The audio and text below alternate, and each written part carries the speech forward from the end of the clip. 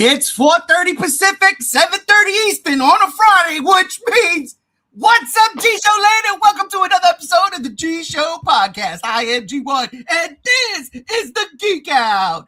And let me tell you something, ladies and gentlemen. We got a show for you today. G1 has been messing with things. And now nothing can stop him. That's not true. That's not true. A bullet could stop me. Heart failure could stop me. Meteorites could stop me. A nuclear holocaust can stop me. But none of those are in my immediate future. Maybe heart disease. I don't know. But that's not going to stop us from having a good time tonight. Who is us? Well, right now, it's just one of the co-host. You know him from the great state of the tri-state. That's a thing. The godfather when it comes to collectibles. My brother, Shinra Jira, a.k.a. Robbie Buttafuoco, over there. I'm over here, and I'm with the motherfucker. Is that a fucking cat? Is that a Oh, there goes the bit. Happy Friday, everybody. Happy Friday. Salud. Many sips to you. Many sips to you. Well, listen, ladies and gentlemen, it's going to be me and Rob carrying the first half hour of this show. Maybe a little longer than that. Gamkins is at work, but he should be coming. Cheryl, hello, lady. Good to see you. So as we do that, Rob, I feel like we should next half hour, I don't know, have tea time. Tea time with the G Show. What do you think? Oh, hey. Okay. Question. You ready for this question? I can't hear you. Music's too loud. Bring that down. All right. Yeah, just a tick. I still want to vibe. Rob, let me ask you a question. Ask away. You work all freaking day, right? You got yourself a 9 to 5. You come home. What's the first thing you want to do? That's a very loaded question, but I can understand where this is coming from, so I'm going to respond with a theme.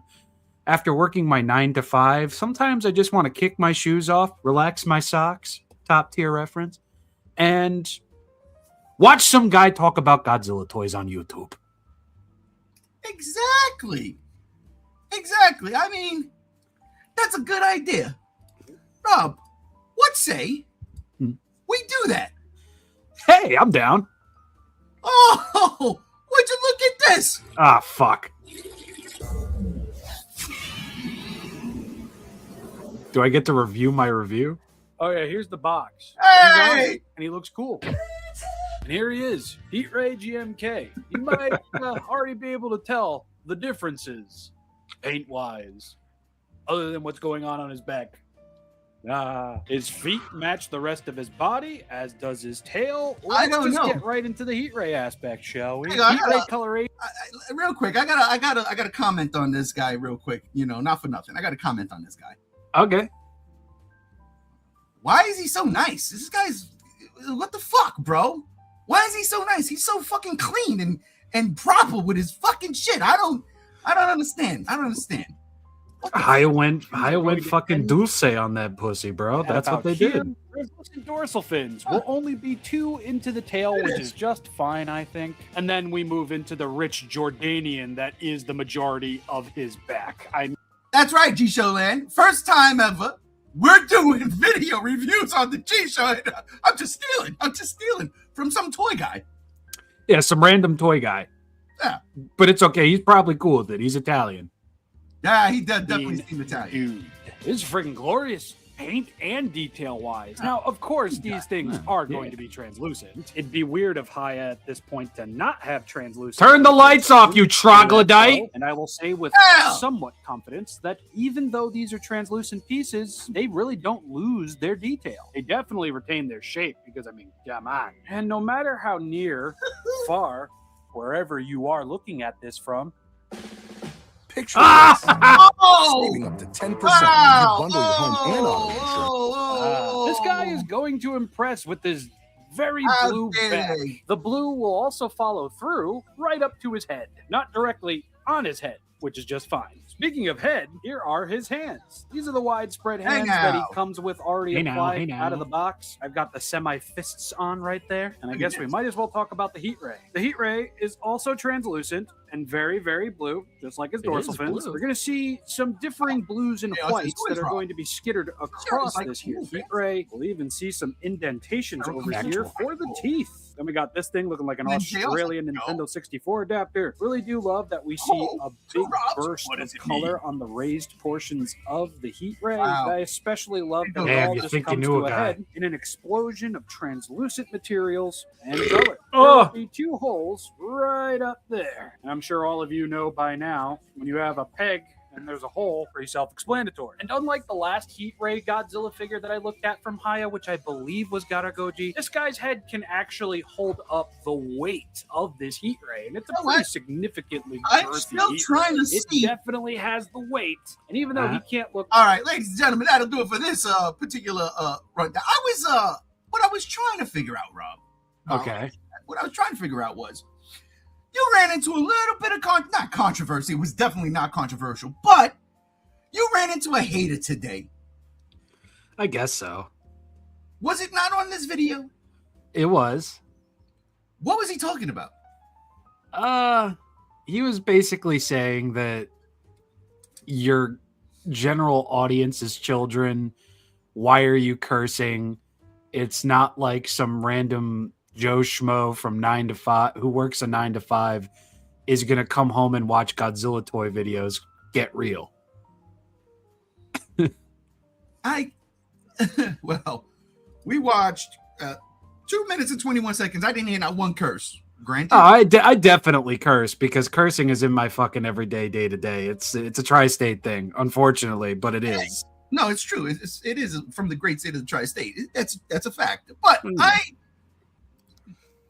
I don't get the whole why you could. First off, how does he know that the majority of your subs are children? What?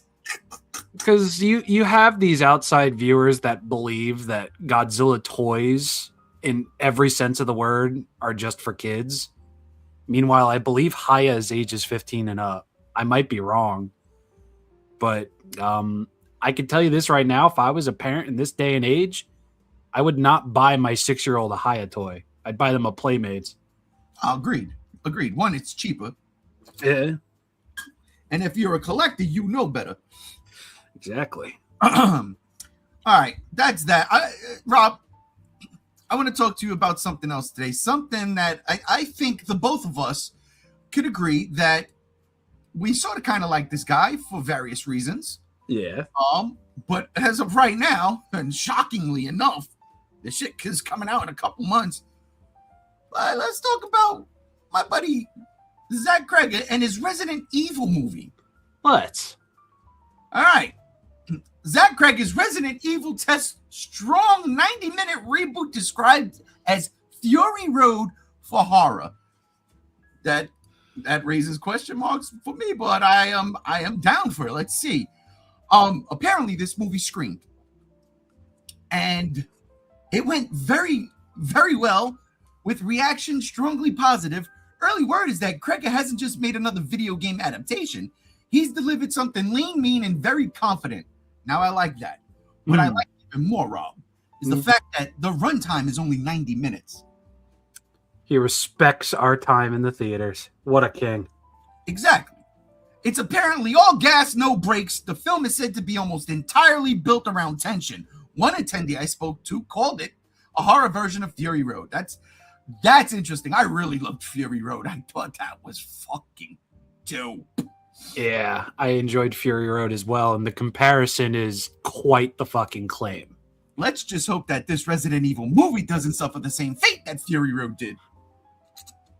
Oh, yeah, because Fury Road didn't make a lot of money. It flopped right out the gate. It's very sad. Which is insane. It is insane. Unbelievable. That movie was dope. It was dope, and I'm well overdue for a 4K of that, but... in regards to Resident Evil, though, I mean, Resident Evil, I think, is a bit fresher in the zeitgeist than Mad Max is, to a certain extent. and Zach Cregger's, coming down from the high of weapons, which one of its actors just won an Academy Award for, and multiple others. And they're making a prequel based on her. And she's going to probably fucking kill it again and hopefully get nominated for another slew of fucking Oscars, because a movie centered around her and her creepitude, fire. Absolutely. Fire. I do want to make a correction. Fury Road was actually successful. It was Furiosa. Oh, Now, right. I loved Furiosa. I mildly liked Fury Road. I got my Mad Maxes mixed up. It's all good. But even still, I watched Fury Road early last year, 2025, and then watched Furiosa back to back, and it was fun. It was definitely fun watching them like that. I watched Furiosa first, then Mad Max. I think it was that way. Anyway, this movie doesn't take any of the law into consideration, according to Cregger himself. Like, we're not going to see Jill Valentine or Leon Kennedy. We're not getting into none of that stuff. We're not even going to see Alice, which maybe that's a good thing. I think that's a good thing. But so all right. So the other day, I was worried about something you had posted. Him basically saying fans might crucify me for not, sticking to the lore. Yeah. But then I read this a couple of days later, and I'm like, wait a minute, okay. So the story follows Brian, a package delivery driver tasked with transporting a mysterious briefcase to Raccoon City Hospital during a deadly virus outbreak. The guy playing it is Austin Abrams, who was the druggie in Weapons. And yes. It's here that he's basically playing the same kind of character he did in Weapons. A slightly off-kilter druggie type who gets thrown into chaos. Okay, because honestly, he was actually kind of comic relief in Weapons. I kind of dug him, and then I kind of felt for him too.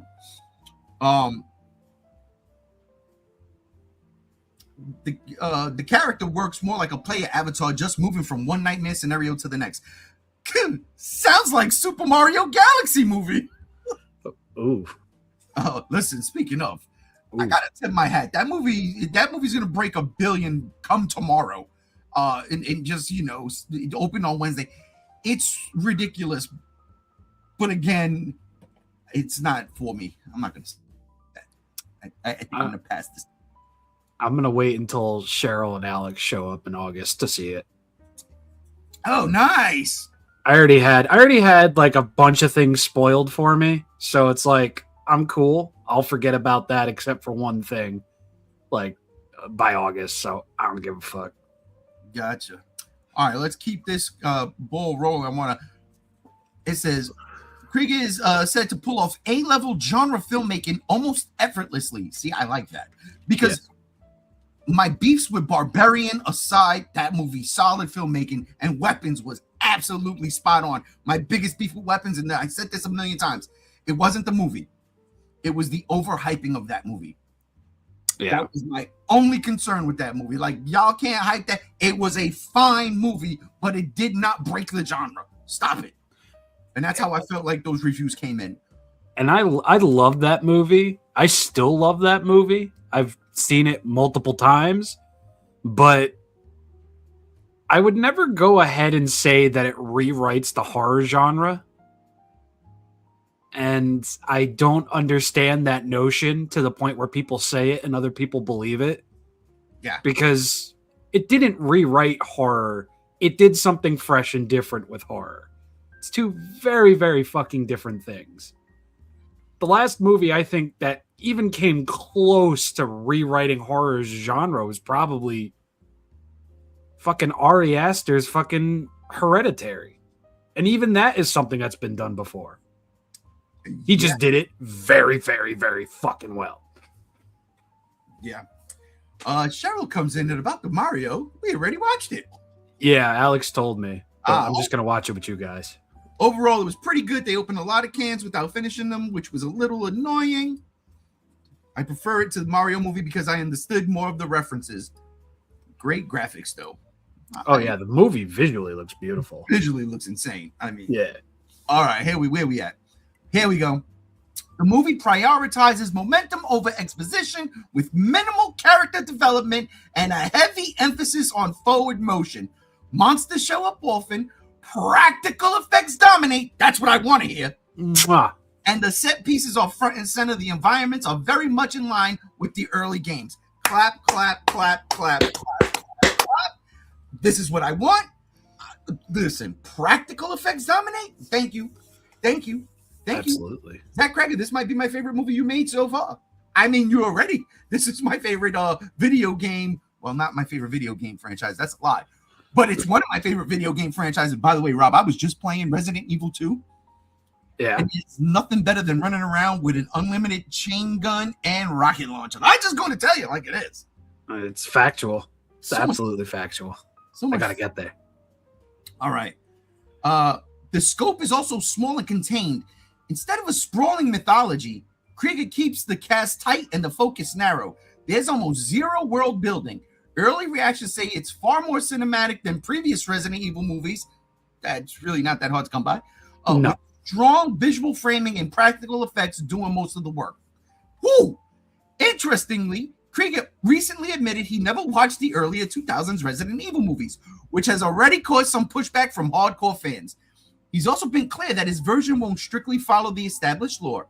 Instead, he cited Evil Dead 2 as a tonal influence, which makes sense given the mix of horror, speed, and chaos. Interesting. I mean, I could take that statement in a couple of different ways regarding the lore. It's just like he might not be adapting things that we've seen before from the games. He could just be putting stories inside games that we've played. Yeah.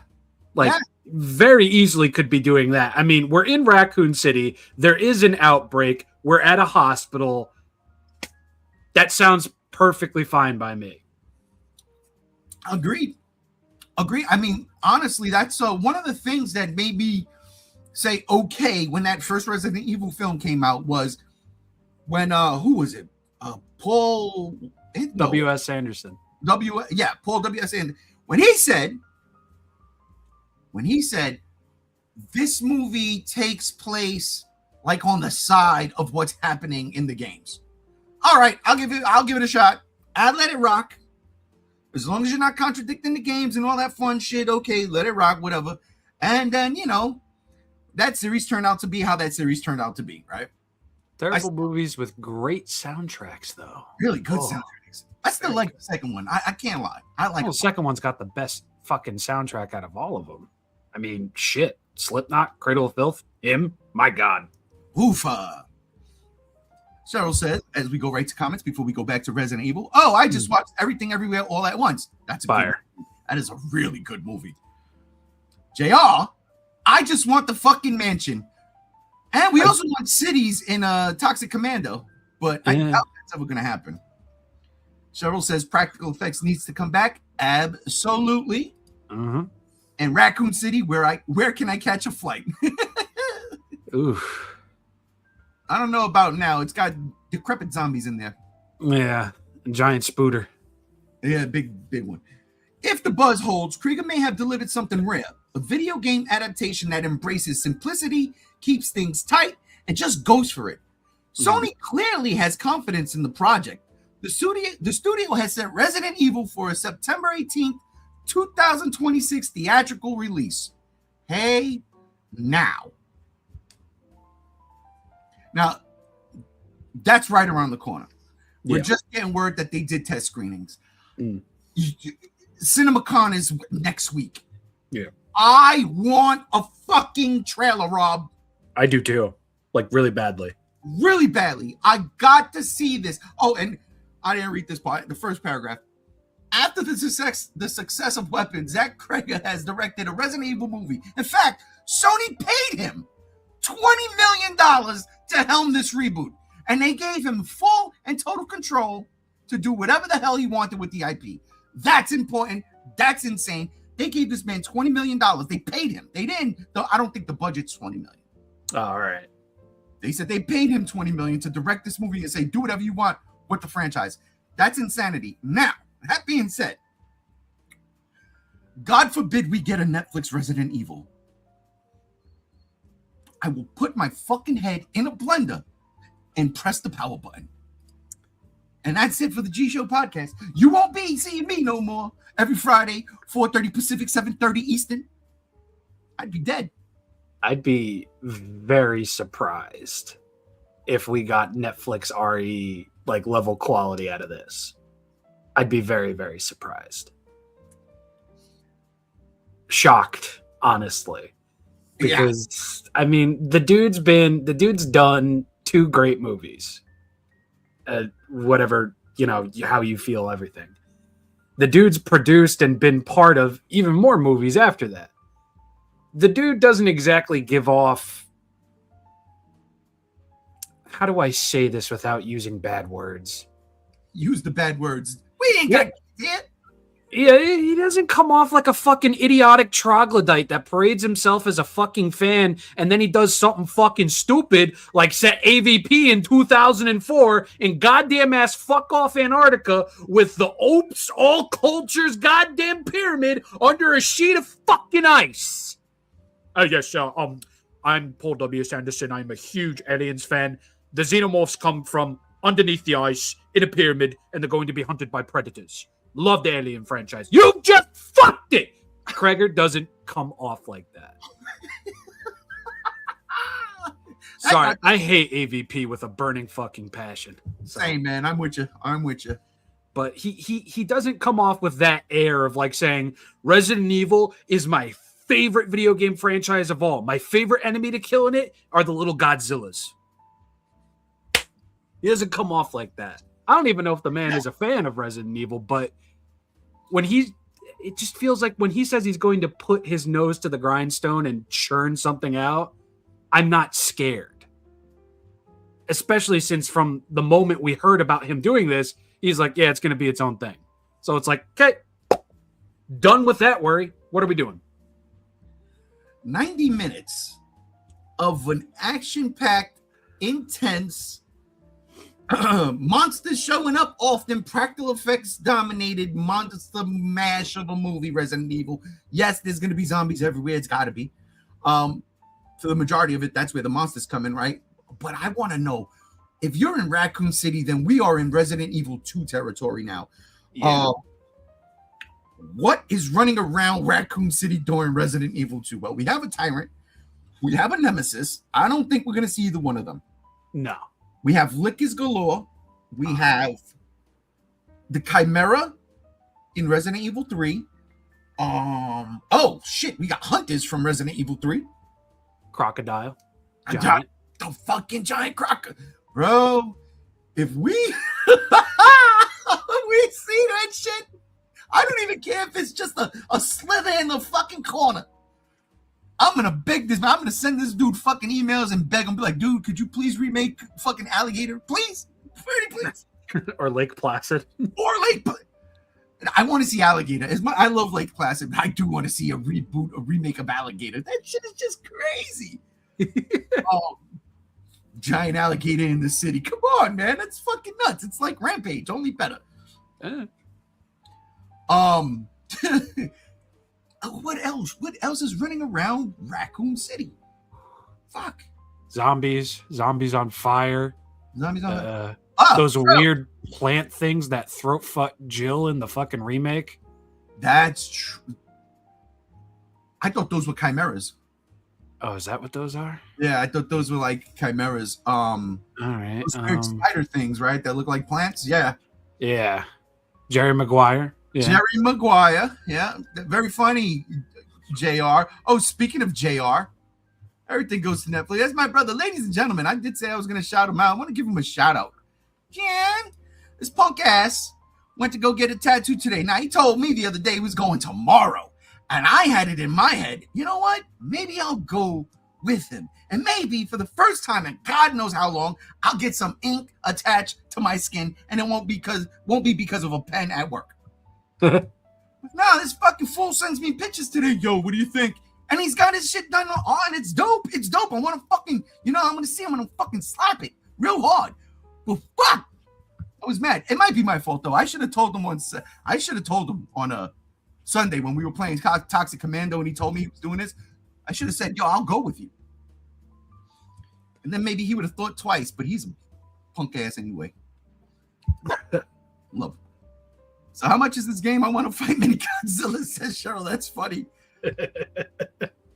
Mr. Ghost with the most. Hey, what's up, Mr. Ghost with the most? What kind of tattoo? I believe it is.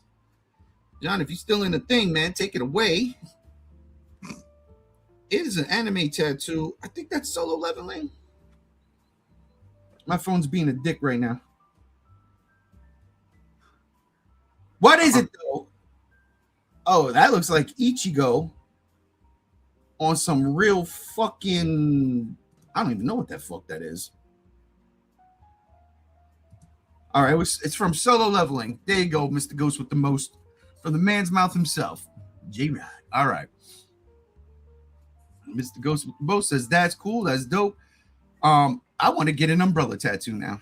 And I think I want to do it. Small one, somewhere. Yeah, I kind of do too. Maybe behind the ear. Oh, behind my ear? I want to do that. I think it was from the New 52. I think it was Scott Snyder's run on Batman. The one with the Joker mouth laughing, but it was like bat lips. Yeah. I want to do that behind my ear. That'd be fucking sick. Yeah. Yo. But I'm like getting up there in age, you know, like that'd be weird. Like if that shit would have came out when I was like, actually it did, now that I think about it. Son of a bitch. Mary Poppins umbrella. You just wait till I see your Mary Poppins ass and I'm gonna slap the fuck out of that leg. Squeak! Like dynamite, you motherfucker. Resident Evil, ladies and gentlemen. I'm down to see this movie. I cannot wait, honestly, to see this movie. It now has my attention. Just reading this. We need a trailer. We need it soon. Again, this guy is 1 out of 2 with me. I really enjoyed Weapons, and I take nothing away from the way he builds up Barbarian, because it is some tense things. I hated the ending. But the dude has a fucking knack. He has this eye for filmmaking, and what I really love is he keeps everything, even if it's fantastical, he kind of keeps it locked in, contained. Like they're all A24 movies. Mm-hmm. You know, yet Weapons came from Warner Brothers. Sony is doing this. So it's going to be real interesting to see. Extremely interesting to see. You know what else I thought Rob was interesting to see today? What's up? I don't even think I have it ready. Do I have it ready? I do have it ready. So I'll do this. This was very interesting to see today. My computer's being whacked. There we go. You're the toy guy. This popped up today. Holy! Yeah. Now, can you tell me what is different this go around with HIYA? In regards to their female MUTO? Yes. In regards to this thing. Well, as far as the female MUTO goes, you can see in the bottom left corner, this image is a UV lamp irradiation effect. Oh dear. The female MUTO's eyes and her pregnant belly are going to have the UV light reactant paint, so when shined on her, it's going to look like they're glowing. She is going to have a slightly different colorway. It looks like a little bit more gray and a lot less of that inner crevice wash that they did. And the other obvious thing is it comes with Hawk MUTO as well. This is the first time we getting the male MUTO from HIYA? Yeah. Second female, first male. And it's coming in a set. Yes. I think it's 115. That's what King Ghidorah and Mega King Ghidorah cost. Those things are gigantic. Yeah. When is this releasing? I think it was Q2 2027. Yeah. Right, like G1. We still haven't gotten Scar King. We still haven't gotten Zuko and Mothra. We still haven't gotten GVK Kong 2.0. We still haven't gotten Mecha King Ghidorah. We're still waiting on quite a fucking bit. Tiamat, the whole 9, fucking Warbat, they still haven't solicited. Oh God, Warbat, give me God, Jesus. Yeah, and I want to say we might see it earlier in 2027. I don't think we're going to see it this year, just because it's so low to the ground in terms of solicitations. And while I do think the turnover could be quick, I would sooner expect half of the shit I just mentioned before we get these. Because as of right now, the only thing people are complaining about is the fact that it's a set release. I mean, let's be for real here. If HIYA was to just put out the male MUTO and then charge $50 for it, do you think people are going to be mad that it's $50? Well, people are already mad that their Mothras were $50. It's HIYA's got this. I don't know. HIYA's got this knack for making these things super fucking cool and super fucking affordable. So I hate that complaint stuff because, like you said at the start, if I'm the father of a 6-year-old child, I'm not gonna buy him a HIYA. I'm gonna buy him a Playmate. Yeah. So yeah, I don't know. Like JR said, people are dumb. JR, do me a favor. Get that fucking short up, please. People want to see the ambulance flying around. Ambulance is flying. Last night, ladies and gentlemen, we were playing on JR's streaming channel. We were streaming Toxic Commando, and I was in the ambulance with Gam Z1. That is our tandem. JR was running amok somewhere. Rob was in the Humvee. The Humvee. And all of a sudden, oh, look. Ladies and gentlemen, I shouldn't even hit fucking add to stage, because he's going to be running away from me real soon. He's going to run away. I'm going to fire his ass like Bam Bondi. Ladies and gentlemen, my psycho bro from Idaho, JR, what's going on? Listen, YouTube is taking forever to process the fucking short or the whole stream, but yo, that ambulance flying away, you just see me on camera and I'm just like, I can't. I fucking can't. And I'm telling Rob, I'm like, don't latch onto them. Don't take us with them. And then out of the blue, you guys like a fucking meteor come crashing down. Doors flying off the ambulance and everything. Because when I winched them, they started dragging us. That's when I started hitting the gas. And then as soon as that happened, that's when they came crashing down without warning. No, that shit was funny. I just had to pop in real quick and say that. And I have the original release of the female MUTO. I got 2 of her. Badass figure. I am genuinely excited for this. And the people that are bitching, they gotta stop. They gotta stop. You are getting the male and female in a box set. And it's like, what was it, 116? Yeah, 116, 115. It would have been 90 if it wasn't for the fucking tariffs, and even HIYA pointed that shit out, which I love. So it's like, nah. And it's an updated paint scheme. You get the pregnant belly on the female. I'm digging what I'm seeing. And yeah, it does suck that HIYA's announced all this shit. And like, fucking for me, nothing's coming out. I had nothing drop in March from HIYA. And I probably won't in April as well. So it's kind of a shitty situation, but you got to take it as it is. Oh, and what makes it worse is they drop like 4 figures at the same time. So, I don't know. I'm looking forward to this. I think the price is good. And dude, I finally get the male MUTO. Like, I've been bitching about that shit for like 2 years. Now we're going to get it. Yeah. I needed it. Well, I'm excited for that. Oh, dude. It's just... Even that female, I mean, because the color scheme, the eyes itself got me open. I love that shit. Oh, yeah. No, and what's just awesome, too, like, it comes with the fucking bendy wire wings, and then it comes with the folded up wings and the nuke. It's like, and a stand. Yeah. A stand! Listen, ladies and gentlemen, my sip from another crib has entered the chat. Gam Gam Z1.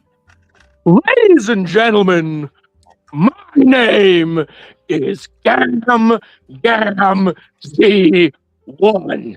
And I don't really need this because I already have the premium Bandai versions. Sure, they don't have as much articulation, but they're good. I swear to God. This is Cope. That's all this is. Oh, is that Look, the Bandai Premium version, I gotta give them credit for, but I'm kind of looking forward to these a lot more because of the interchangeable wings for the male MUTO.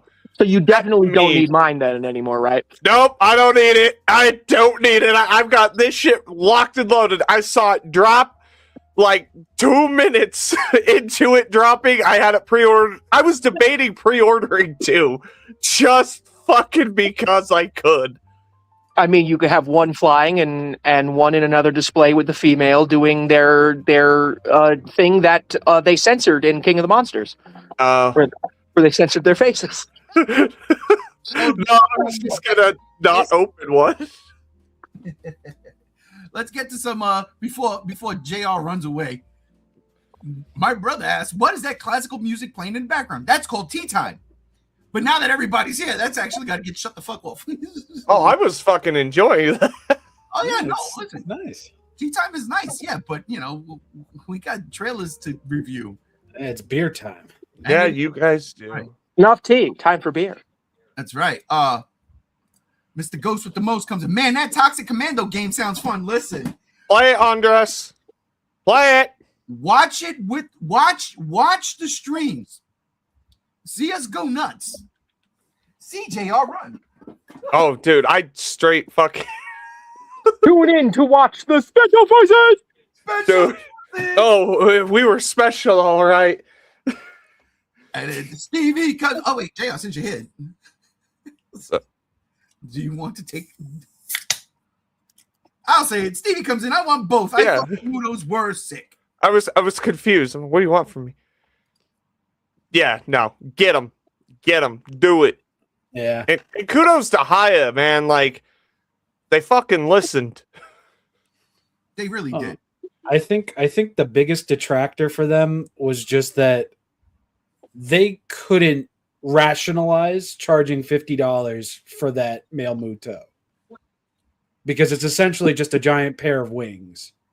Yeah, but they did the same shit to Rodan, so like Rodan I can somewhat understand. Mothra, Mothra. not so much. But Maybe it's name I recognition. feel like this is the way that they were gonna go from the start. Well, I think it's a fucking phenomenal way to go. oh yeah. I think it's the only way to go at this point because either you make a male MUTO small, like really small, with giant fuck off wings, charge $50, people will bitch. Or you pack it in with a brand new version of the female MUTO that's been sold out since it came out, and you charge $115, people are still going to bitch. So it's like either way, it's lose-lose for your fucking online cred, but people are Dude. still going to buy it. They're bitching hard though. There are people out there. Oh, so I gotta buy a second female MUTO. It's like it's not even the same. It's not even the same, asshole. Like, god damn it. Technically, It's the one with the creepy egg sack. Yeah, well, it's not fucking repaint because mine don't have no egg sack painted. No, but it's got the belly. Yeah, Yeah, I don't know. All it is this time is just a paint difference, and A paint difference, a nuke accessory, and the flying asshole with an alternate set of wings. I think 116. I'm fucking okay with that, man. I don't see why people are angry. I don't see it either. I mean, I can understand people being like, "Oh, when they do a male MUTO, it's probably only going to be 50. I can afford that." And then they see this and it's like 115. To which I really need to ask, and I don't mean to class shame here, but if you're out here able to afford a $50 toy and save up for one, what fucking difference is 115 to 116? Save another $50 and then don't buy that extra large pizza from fucking Unanimous. Dude, fuck. It's not like you don't have over a year to save that fucking $250 in a Dang. pizza slice. Not only that, you have over a year to save the 250s and the extra 50 that's probably going to be charged for fucking shipping and receiving. Well, depending on where you get it from. If you get it from a mainland China dealer, then yeah. But if you get it from BBTS, you're going to be paying $6. Yeah, $6 shipping, which I already got the fucking total. Oh, they went from 4 to 6, huh?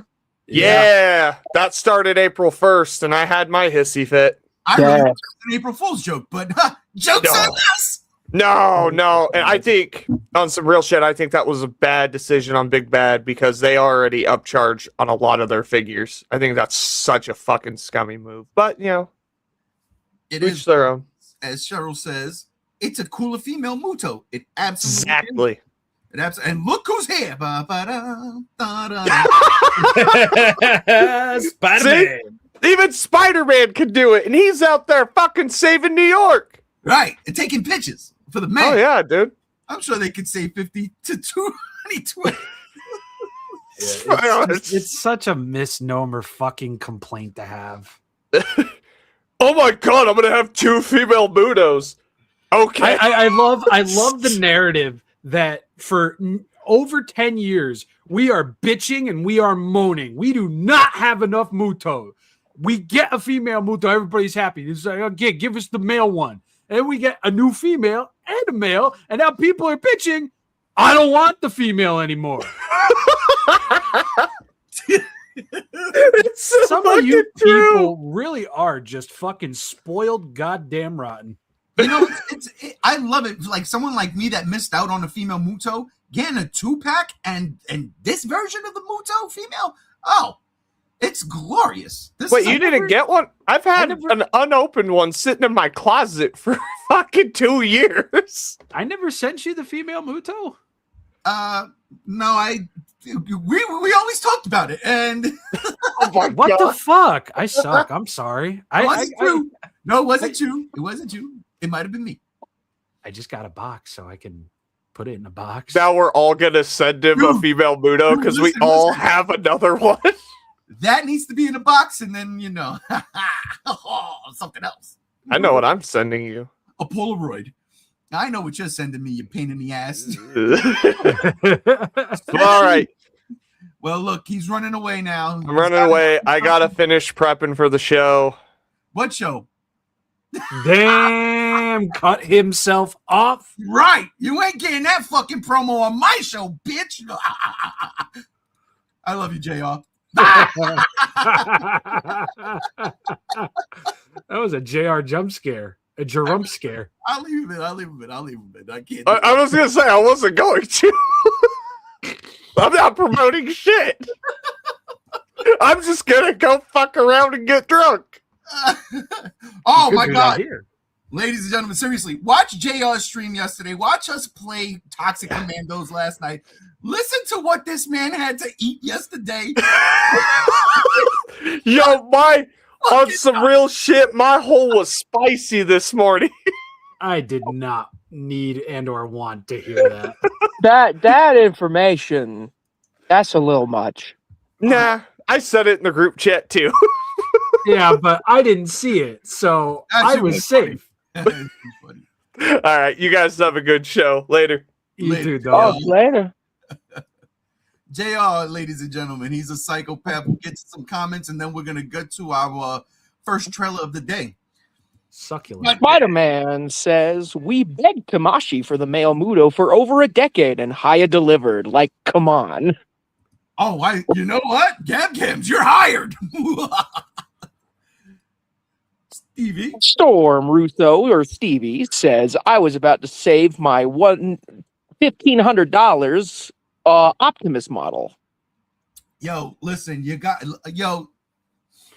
Stevie, I'm gonna steal some of them pics. I'm gonna put them up. I'm also going to do another one of those open mic night G show things where I have y'all, the fans, join me. I don't care who, but Stevie's got this fucking Optimus Prime. It's a masterpiece. My hat goes off to him. What he built and put together, it's a beautiful thing. Da da da da da da. Spider-Man says, the MUTOs in general. We only got the decapitated female head as an accessory for Spitfire G14. Yes, indeed. Tamashi hasn't put out shit else for the MUTOs except for a severed head. Damn it, I want a severed head, honestly. I'll pay $50 just for the fucking head. Not that I've done that out in Vegas before. Hey now! Hey now. Cheryl comes in. Cheryl comes in and says, I'll take it. Cheryl also says, ooh, win open mic. Soon. I'm working on something. But definitely very, very soon. Maybe after Mando and Grogu. Then I want to, if everybody was seeing, I want to get everybody's opinions. Oh, who's here? Dawn says, I'll gladly join you guys for an open mic podcast. Absolutely. A long time, ladies and gentlemen. Dawn used to be on the G Show when we were recording back in the day. So, yeah, it'd be fun to have you. It'd be fun to have everybody. Absolutely. And Spider-Man says, maybe I'll join someday. Maybe you should, Spidey. Yeah, maybe you should. All right. Well, ladies and gentlemen, now that Gam is here, we're going to get to the meat and potatoes of this podcast. Because like I said, we already got a sneak peek already. That I can do these things now. It's time for what I like to call copyright infringements. And I just want to preface this and say, I do not monetize anything here on the G Show channel. I don't get paid to do this. I have a 9-to-5. And when I come home from my 9-to-5, I like to watch some guy ramble about toys. So what we're about to do and going forward, I just want the studios to know this is free promotion, all right? Promotion, if you will. It's just free. It's free. I want to get it out. I want to talk with my co-hosts, the cohorts, with the group, the chats right here, and we're gonna do it. So that being said, let's get this logged and ready, and we're gonna watch the backroom trailers. The trailer for the backrooms. Here we go. All right. I found something in the store. Okay. What did you find?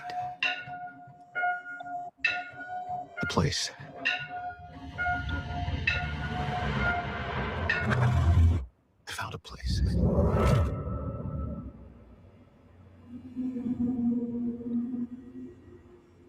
Oh, that's fucking eerie as shit. Absolutely. Just woke up and just bunch of items from the store piled up.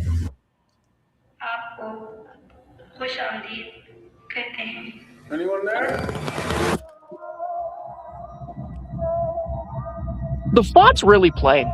Look, I know how this sounds, but you gotta understand, it's massive in there. I'm not saying I don't believe you. Okay, I'm gonna come back here with proof. All right, you feel me? Yeah.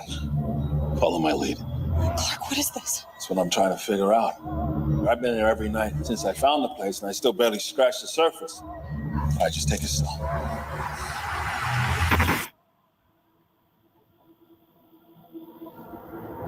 Oh my God. Pull me up! What do you see? All these rooms. This place builds them. It's like a maze. It just goes on and on. Sometimes I'm scared I'll get lost. Clark, can you hear me? I don't understand. What is this?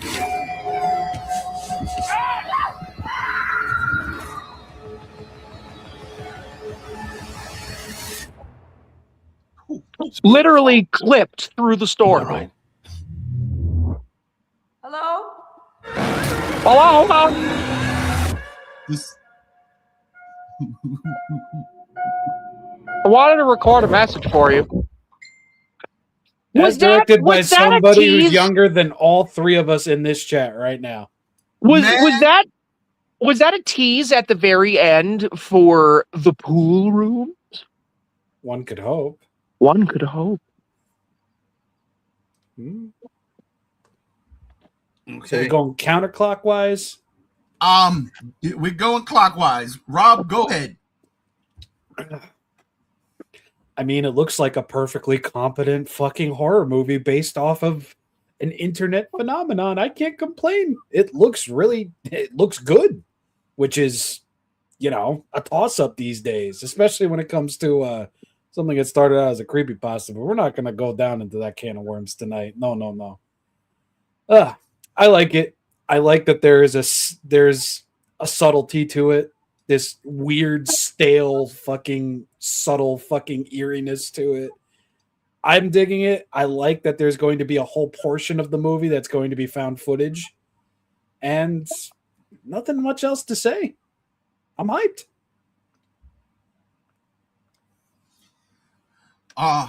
Games? Well, so going a little bit deeper into it, Kevin Parsons, the director, he was responsible for the Backrooms YouTube web series for quite a few episodes and built most of the lore that everyone associates with the Backrooms that was further expanded upon in things like video games that are mostly walking simulators with jump scares. And, we've had some stinkers in terms of creepypasta movies, looking at you, Slenderman. Oh my God. But with Kevin Parsons working on this, going all Thanos, fine, I'll do it myself kind of thing, getting A24 involved, which is a fantastic studio, and the main character guy, I know that actor from a lot of different things. I can't place a specific movie, but I know that guy, and I know he's a really great actor. So they got a pretty top-tier cast for this as well. So I have some pretty faithful confidence that this will be a great introduction to the general audience on what this phenomenon that all their kids watch on their iPad is. Yeah, Chiwetel Ejiofor, I hope I didn't butcher his last name, but Chiwetel Ejiofor was Baron Mordo in Thor. I'm lying, not Thor. Doctor Strange. Oh, he was in Doctor Strange? Okay. Yeah. He was also Lion King remake Scar. Was he? He was he? Oh, that's actually a good guess. Too bad the movie. I don't remember him from either of those projects, so I'm remembering him from something else. It's fine. But overall, it's a really great trailer, and I'm hoping that we get to explore more of the expanded lore that was not part of the Kevin Parsons web series, but was more relegated to what those video games that YouTube streamers play. Like the pool rooms, which is like the back rooms, but it's, instead of being a yellow office space, it's just an endless freaking YMCA pool. I saw that on YouTube not too long ago. Yeah. It's really delving in to liminal spaces as a source of fear, and it's a very lightly touched upon thing in Hollywood movies. So I'm very much looking forward to this, and I'm hoping that Kevin Parsons takes things from like the book House of Leaves, because that is a literary example of a liminal space. Remember when the teaser to this movie came out, and I was like, I don't understand, I don't know what this is, I had no clue, and you were explaining it to me, Gams, and I was still like, what the this trailer blew me away. I can't even lie. I was like, oh my God, this trailer is tense. There's something about there's no horror here except the horror of this infinite space of backrooms, literally. And I shit you not, as a kid, one of the things I used to like doing was exploring space. And I don't mean like up in, but like, dude, hey, JR's back because he's got something to say.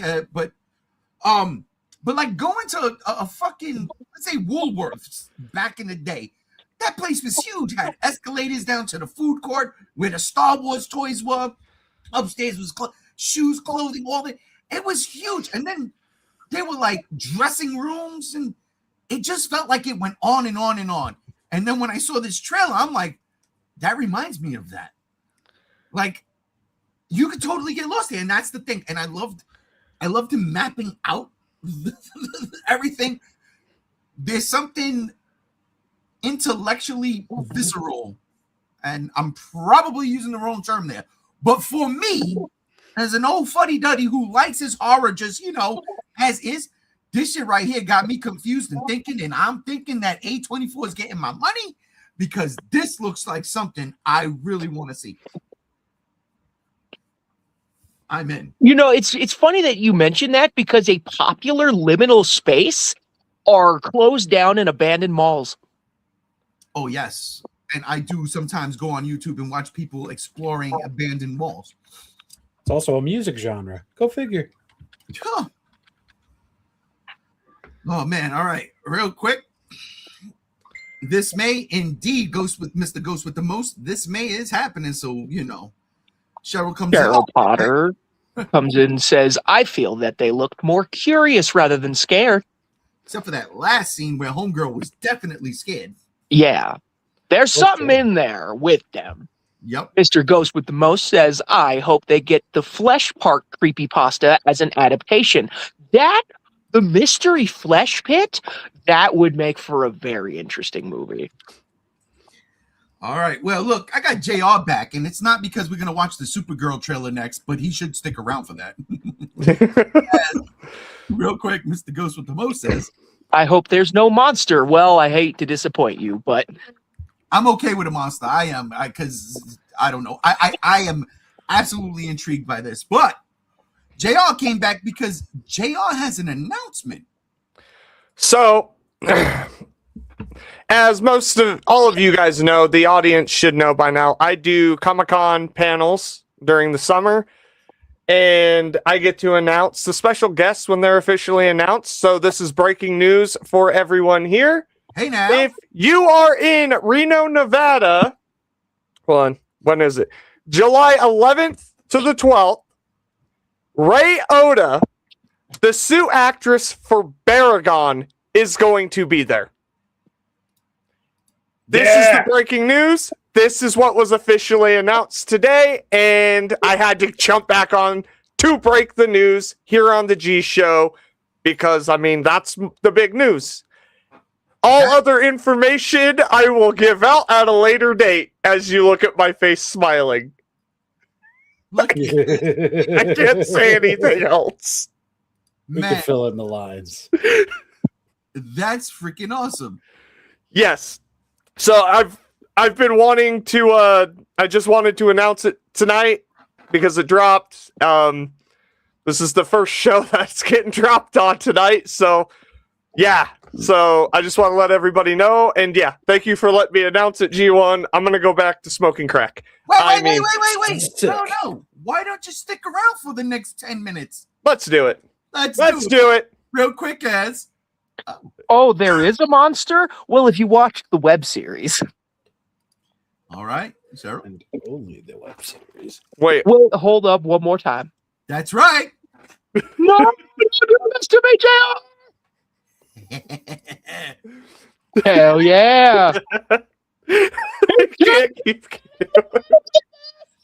can't. Gam, you have to read that in the correct tone. Come on now. You're a Sonic fan. You can't keep getting away with this. Thank you. Thank you. Very good. All right. Golly. No way. I can't believe this. Since I got JR here, yes, I got him for as long as I can have him because he does have other things to do tonight. Let's go to trailer number 2. Once again, ladies and gentlemen, I don't monetize this. I don't make money from this. This is all free promotion. So YouTube, Warner Brothers, Throw me a freaking bone here. Let it rock, huh? They'll likely just monetize the video. That's it. There you go. Ladies and gentlemen, Supergirl trailer. Hey, I was just touching base to see when you think you might be coming back. Hey, You know, I'm just touching dicks. You're not going to find your stride here if you keep going off-world all Dog. I'm worried you're not going to find your people. Yeah, well, that's the thing, Clark. You're doing him a puppy.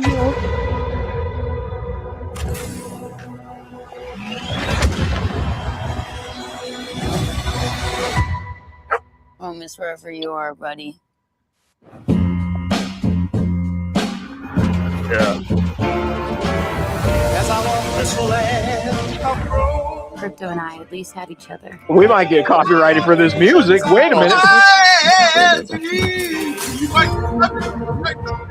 As long as the stream's not taken down.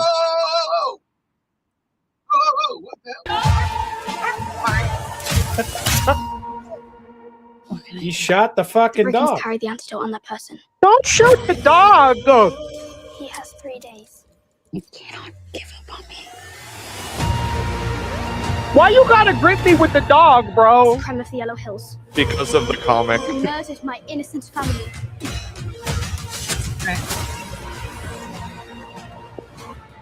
Just do what I say.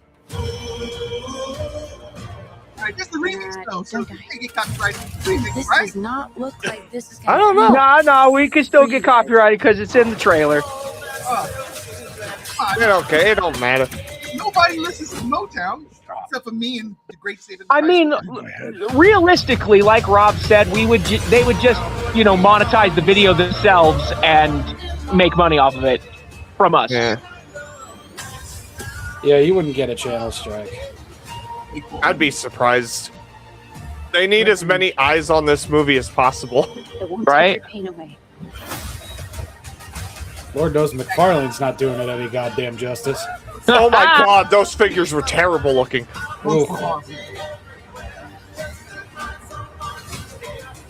What a great song, by the way. Yes. Lot of pain. Lot of suffering. Excuse me, why did she Leon Kennedy all of a sudden in Resident Evil Requiem? There's no home. Puppy, yo. You, buddy.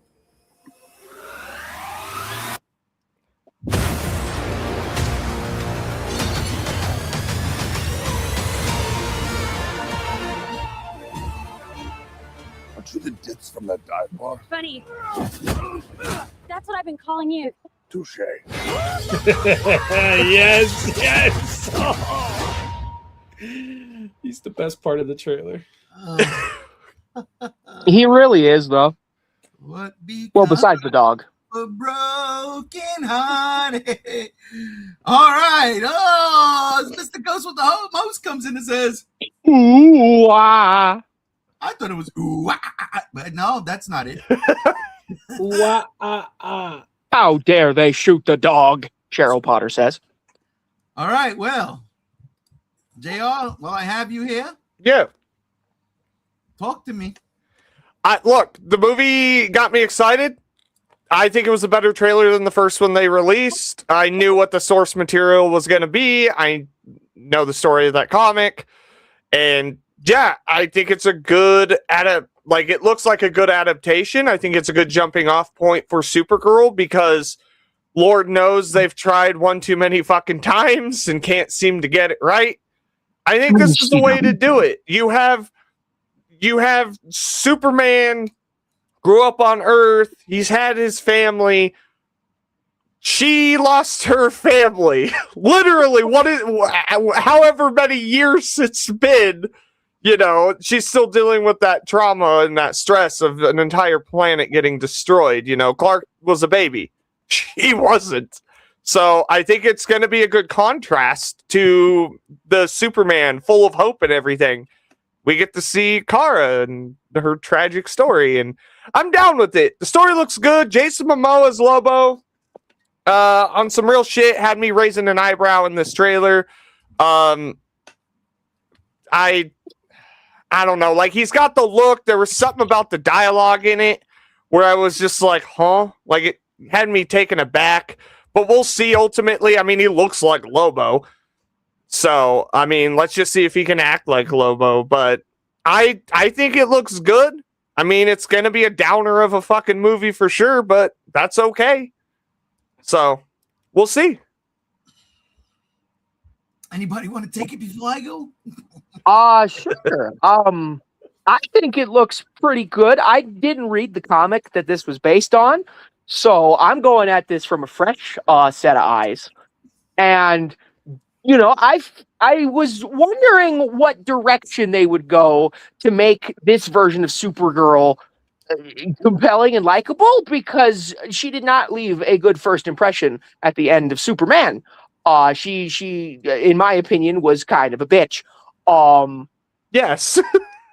And so, making the story center around her trying to save her dog, that compels to me as a dog owner. I have two fur babies, and if anything were to happen to them, I would kill everybody in the room and then myself. So, jeez. Hey, jeez. Okay. That sounds like Gams from last week. Good God.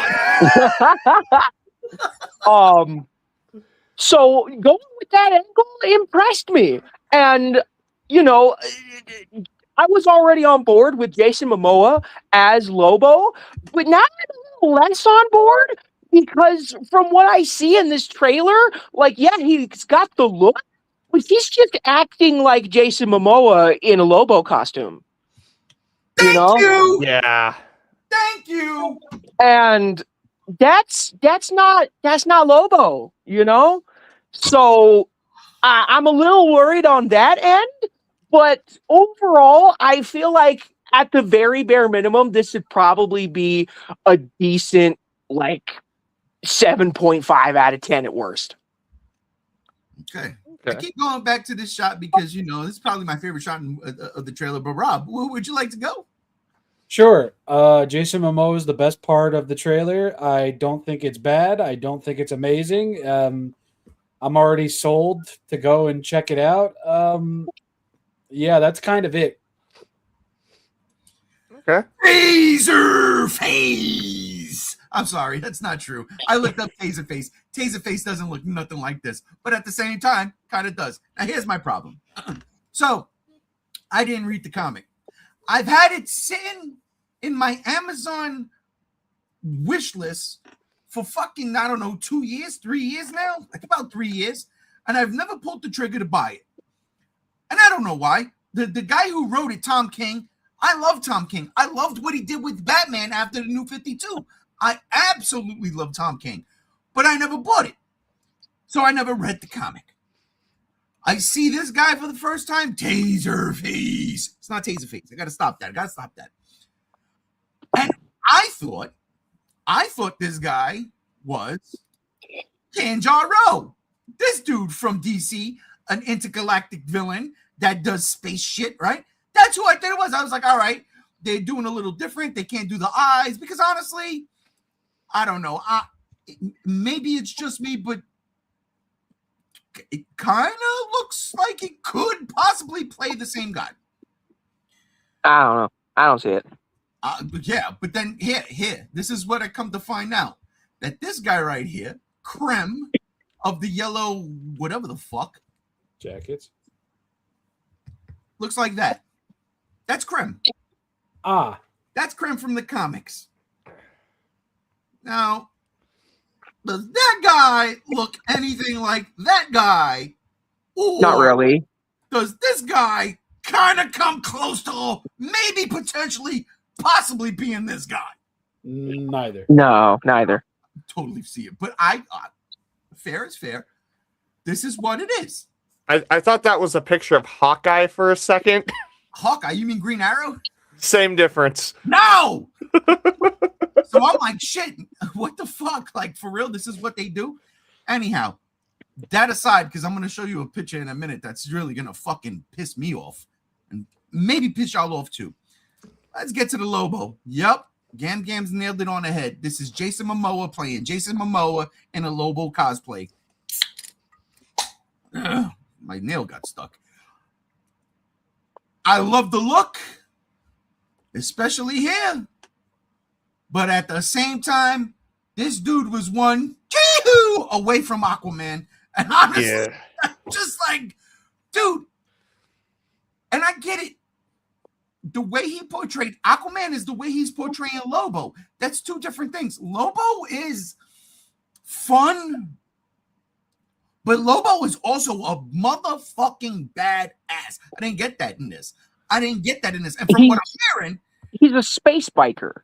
Come on. He's a bounty hunter, yeah. And from what I'm getting, he's not even in this movie a long time. He's like in one scene, maybe two. And that's fine. That's fine because it's Supergirl. And it should be. It's her movie. It should be Supergirl centric. But outside of that, like the only thing I liked about this trailer was the fucking song. I'm not a dog person. I'm not a pet person, so I don't have that emotional attachment like that. I don't know. This feels too much like a Guardians of the Galaxy offshoot than it does something that should be in the DC universe. And it bothers me. James Gunn was quick to sign off on this. He was also quick to sign off on Blue Beetle. I like Blue Beetle, and I might actually like Supergirl. But this trailer ain't doing nothing. At least with Blue Beetle, the trailers, I was like, all right, that looks fun. I'm going to go see it. But this right now has got me scratching my head like, I don't know. I always had this, my conspiracy theorist brain, that one part of the brain where I can't shut it off. I start going crazy. Back in the day, Jeff Loeb, right, who I fucking love and adore as a comic book writer, was doing he did Batman, the Long Halloween, and Dark Victory. He did Superman for All Seasons, I believe, with Tim Sale. But he did a phenomenal run on Batman Superman or Superman Batman, whatever it was, with Ed McGuinness, and I loved it.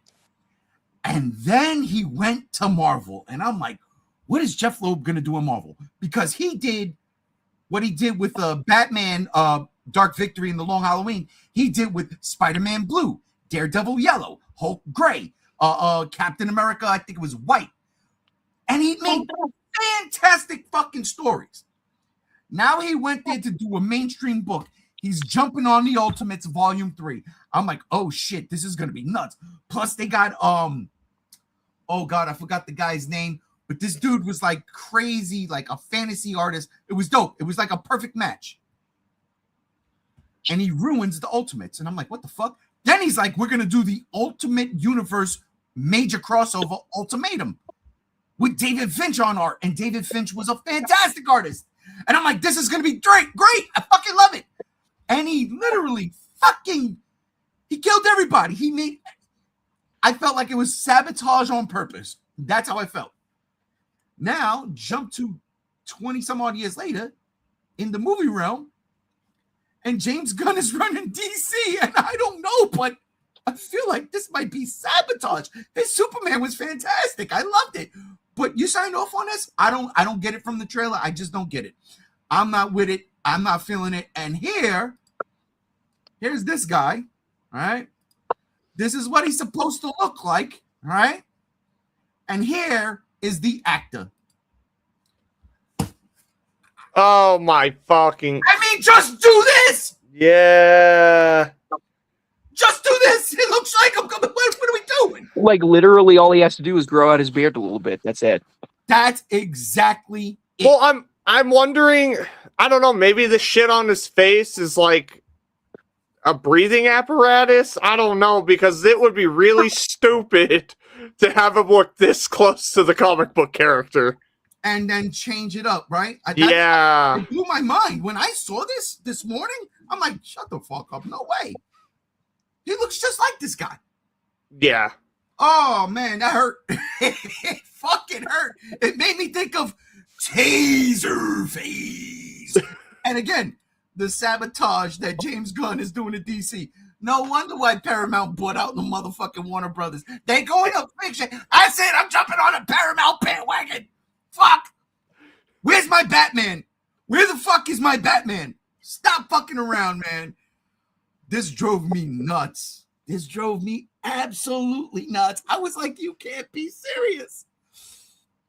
I don't know. I guess they're going for stylistic. All that being said, Millie, I can't pronounce her last name, but little Millie here, that's not Millie Bobby Brown, the better Millie here. I think she rocks as Supergirl. I think she's got the look. I love the Supergirl suit. And yes, that emotional weight of being a teenager watching your planet be destroyed. I feel that. The only thing about this movie that I am slightly interested in is seeing Brainiac. And make no mistake about it, Brainiac is in it because you can see Kandor being canned in the trailer. Yeah. And hopefully they address the time displacement thing to explain how she was a teenager and like the way she got to Earth, she was the same age that she was, and that made her baby cousin older than her. Yeah, they actually do a good job in the comics, so I think they would, if they even go that route. They might not even go that route. They should, though, right? It's like not an origin story, but technically it should be because here's Supergirl. I mean, they show a little bit of her origin story about Brainiac taking that city. Yeah. I think she's going to tell the story shit-faced. That would be the funniest shit ever. Okay, that I am so fucking down. She's shit-faced telling the story to Crypto, and Crypto just is like sitting there looking at, like, staring at her like, yeah, where's my fucking food? Like, I've heard this a million times. That's when, in the first teaser, that's when Crypto pisses on the Superman. Yes, that would be the funniest shit. He gets down all pissed off, pisses on Superman. That would be fun. I don't know, man.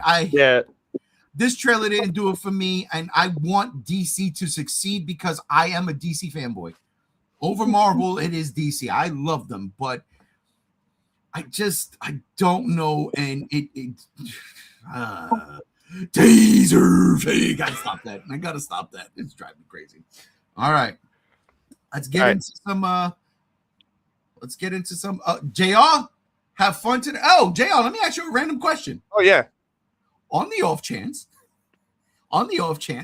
we're all done in about an hour or so. We're not streaming tonight, are we? I cannot because my shit's probably not going to end till like 10 o'clock my time. All right, you suck. Yeah, I know. I'm fucking crashing after that. All right, let me ask you one more question. Yeah. How many Mickeys do you have? 8. Good God Almighty! Get out! I'm not even drinking Mickey's right now. So right now, yeah, right now I'm about to go get one. But y'all have a great stream, audience. Fucking, you're all great. JR, nice.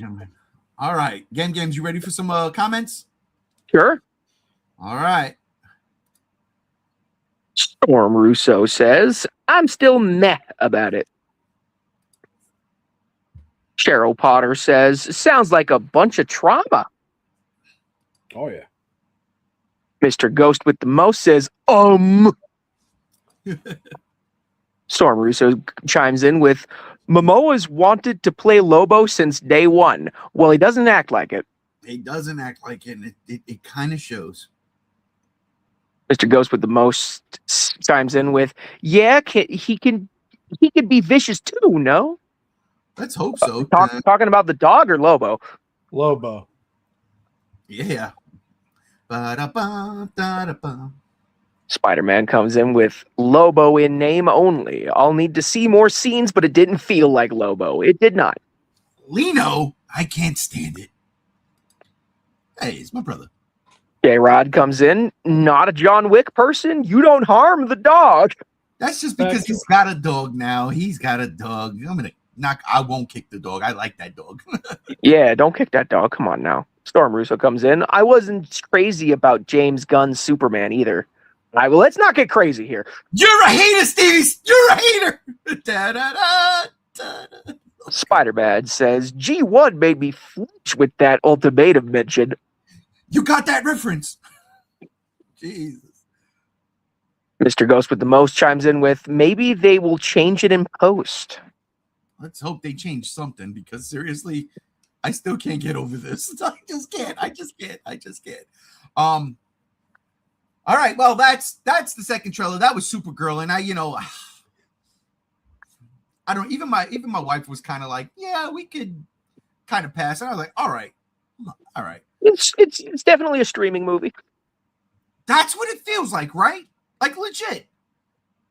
That's what it. I would not have been mad if that movie came out during COVID and went to HBO Max. Me neither.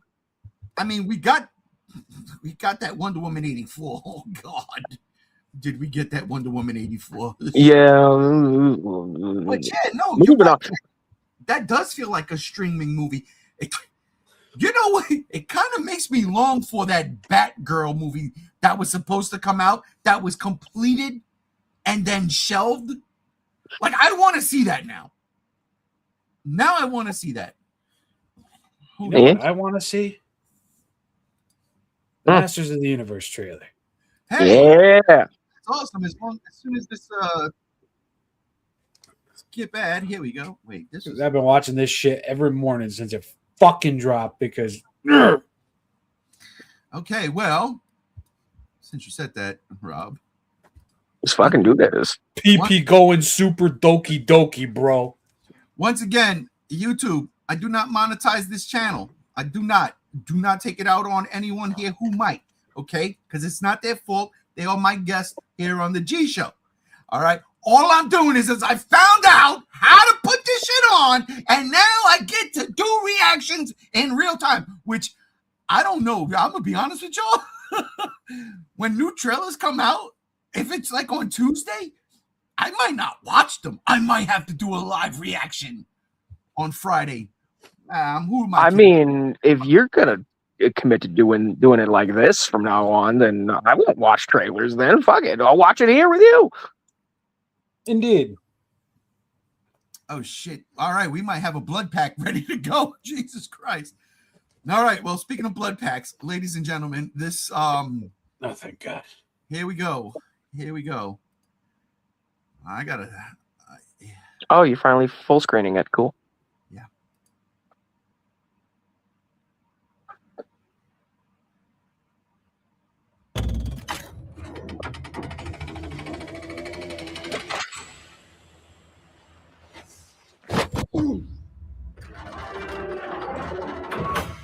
I know most of you don't remember me,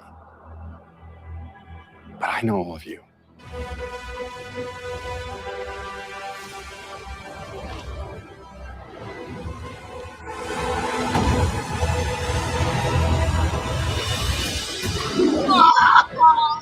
Even though I'm stuck light years away on Earth, I never stopped trying to get back home. I love that he remembers home since you left. It's all gone. Skeletor took my family.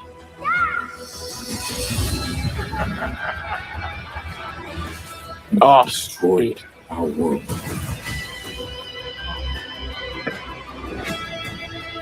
It's not my fault. I know how it feels to fail. Take the sword. And when you fall, that's your chance to stand tall.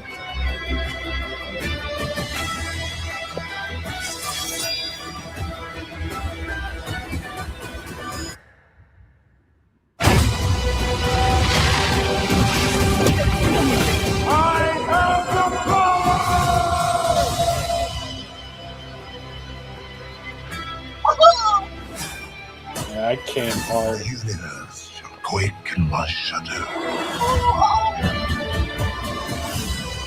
This is my home. I'm gonna fight for it. But I can't do it without you. Somebody wants to brawl. I need every man, woman, or whatever that is.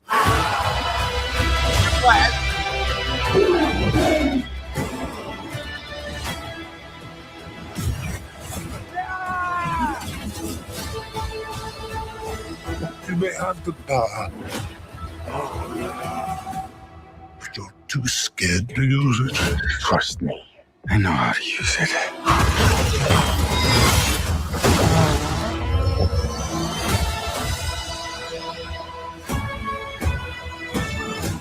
tell everyone that you're from another planet. It just makes you sound a little very crazy.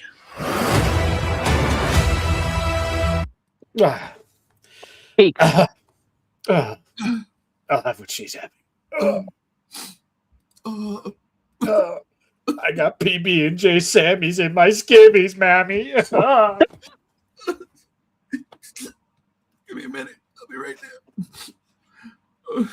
Okay.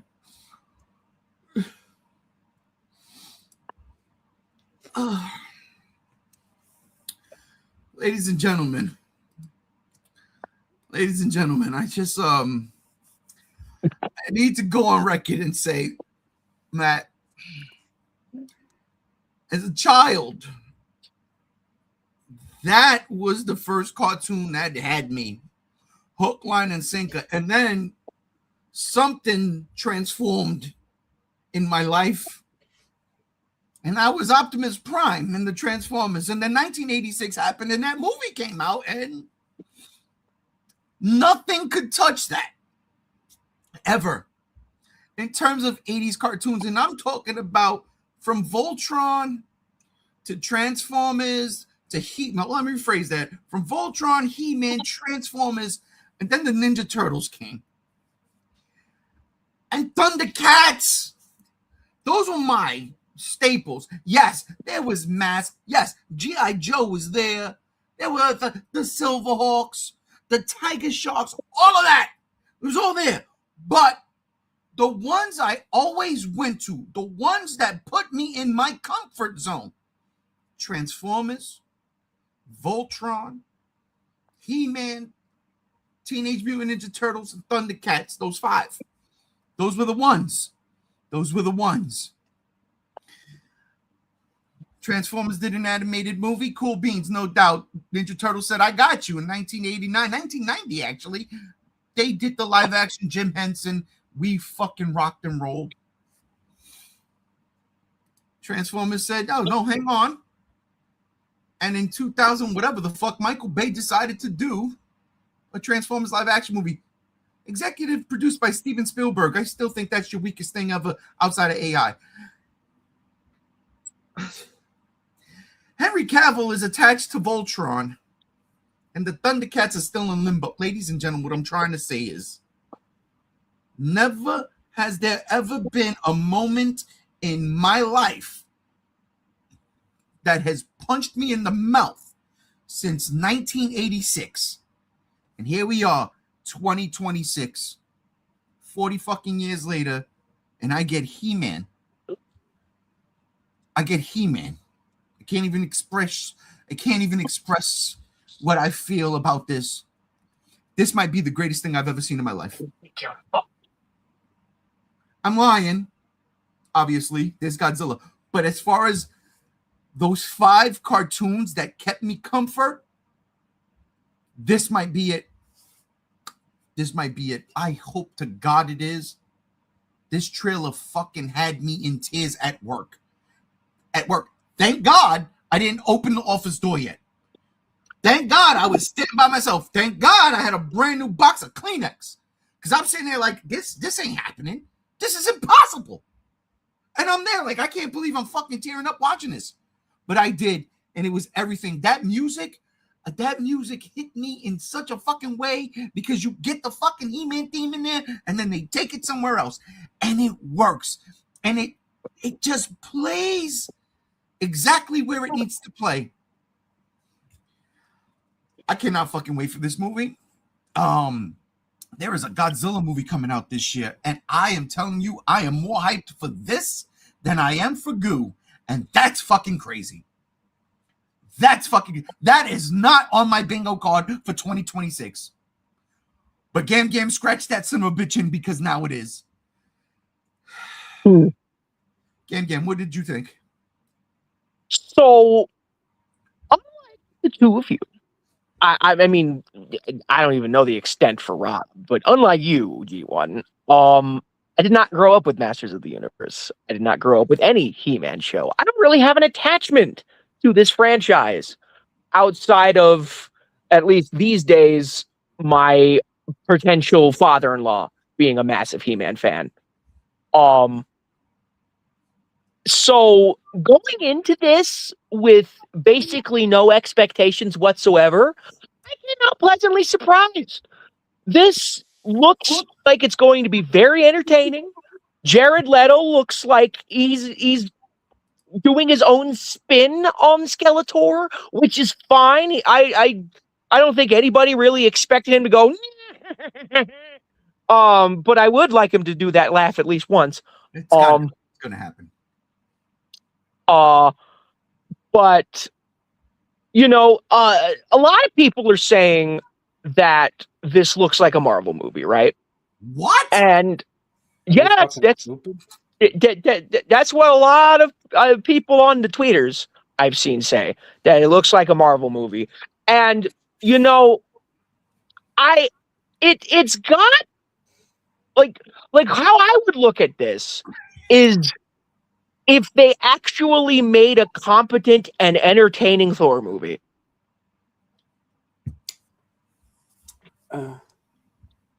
Because we haven't gotten that out of any of them.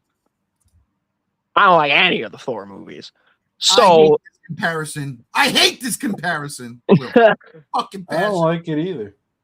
I'm sorry, I don't have attachment to this franchise, so I gotta come at it from where I'm coming from as someone with no attachment to this franchise. So you compare it to Thor.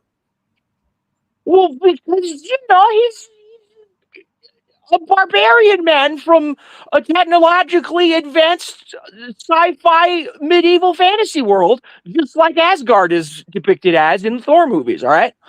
I don't see it. I don't see it either. You know what I saw?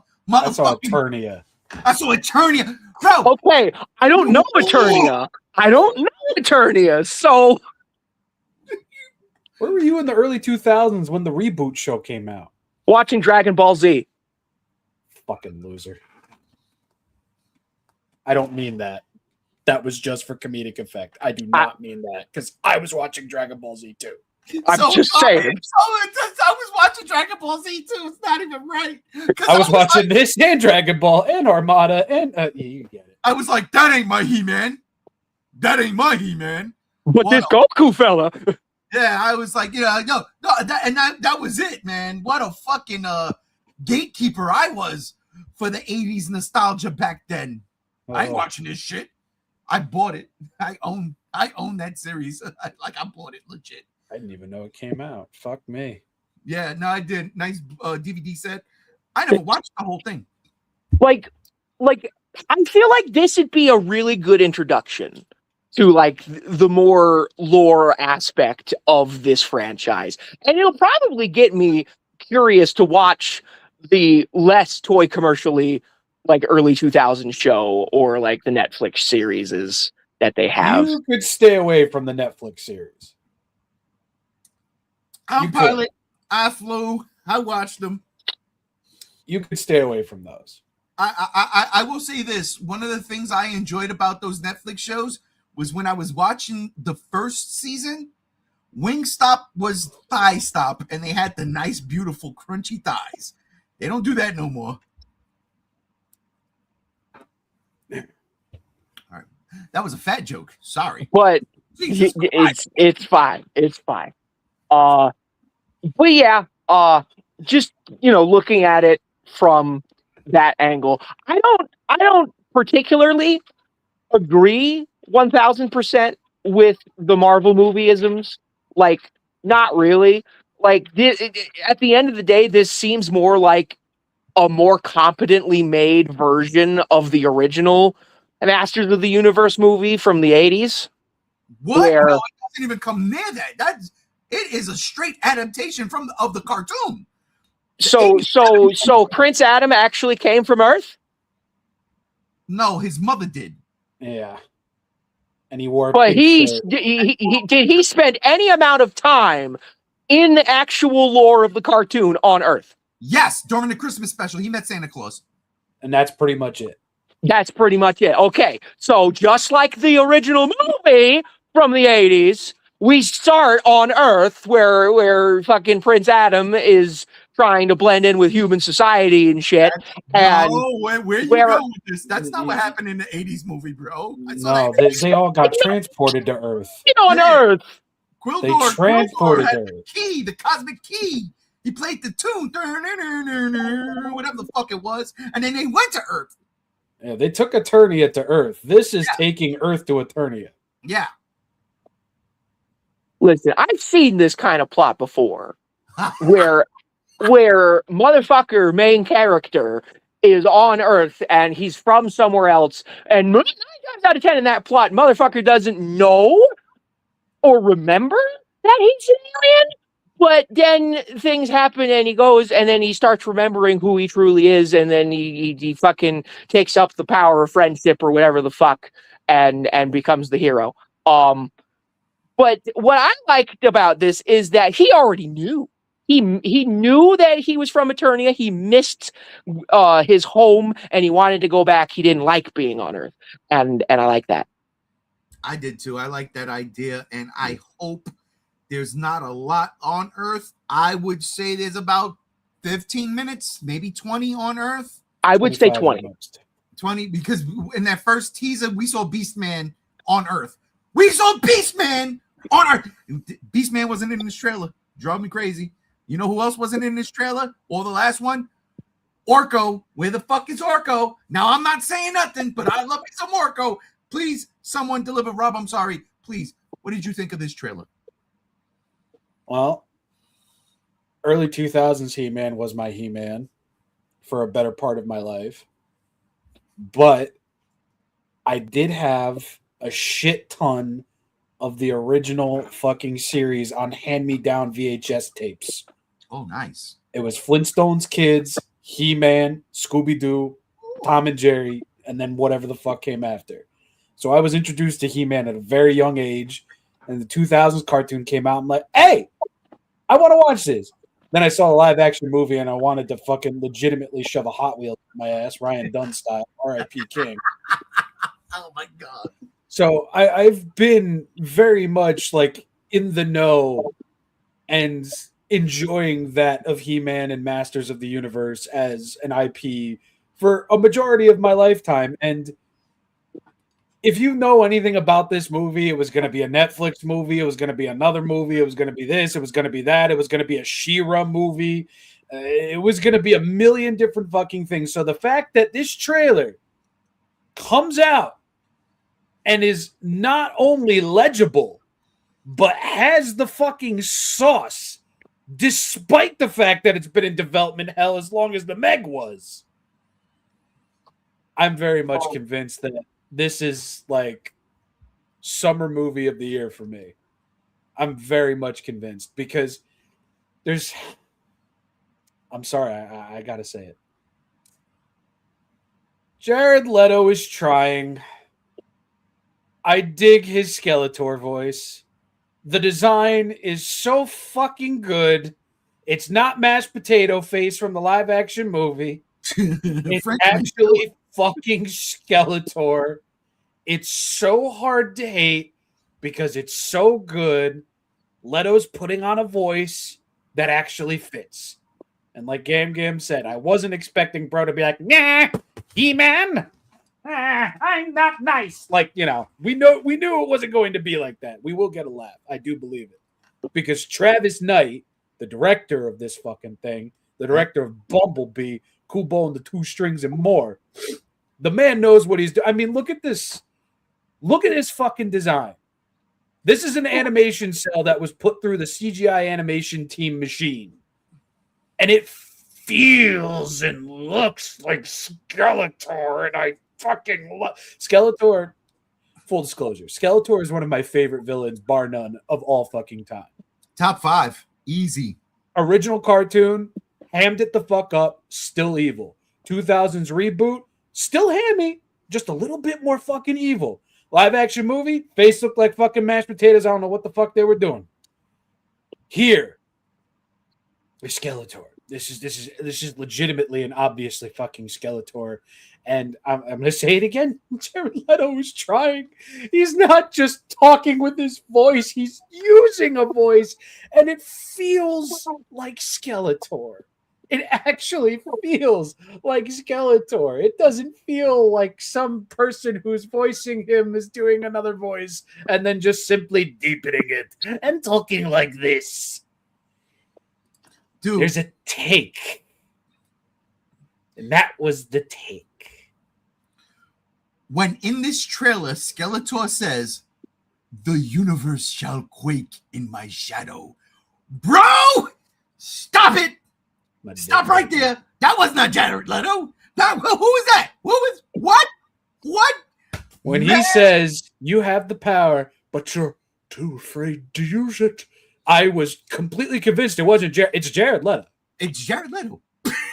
It's like, Jared, where's this fucking effort with 30 Seconds to Mars with the last two albums where you've been shitting out sugar butt baby pop? Nah, there's shit going on here. Somebody gave him the cocaine and he's like, I have a skull for a face. I have a skull for a face. I'm blue. I'm evil. And it just works. It fucking works.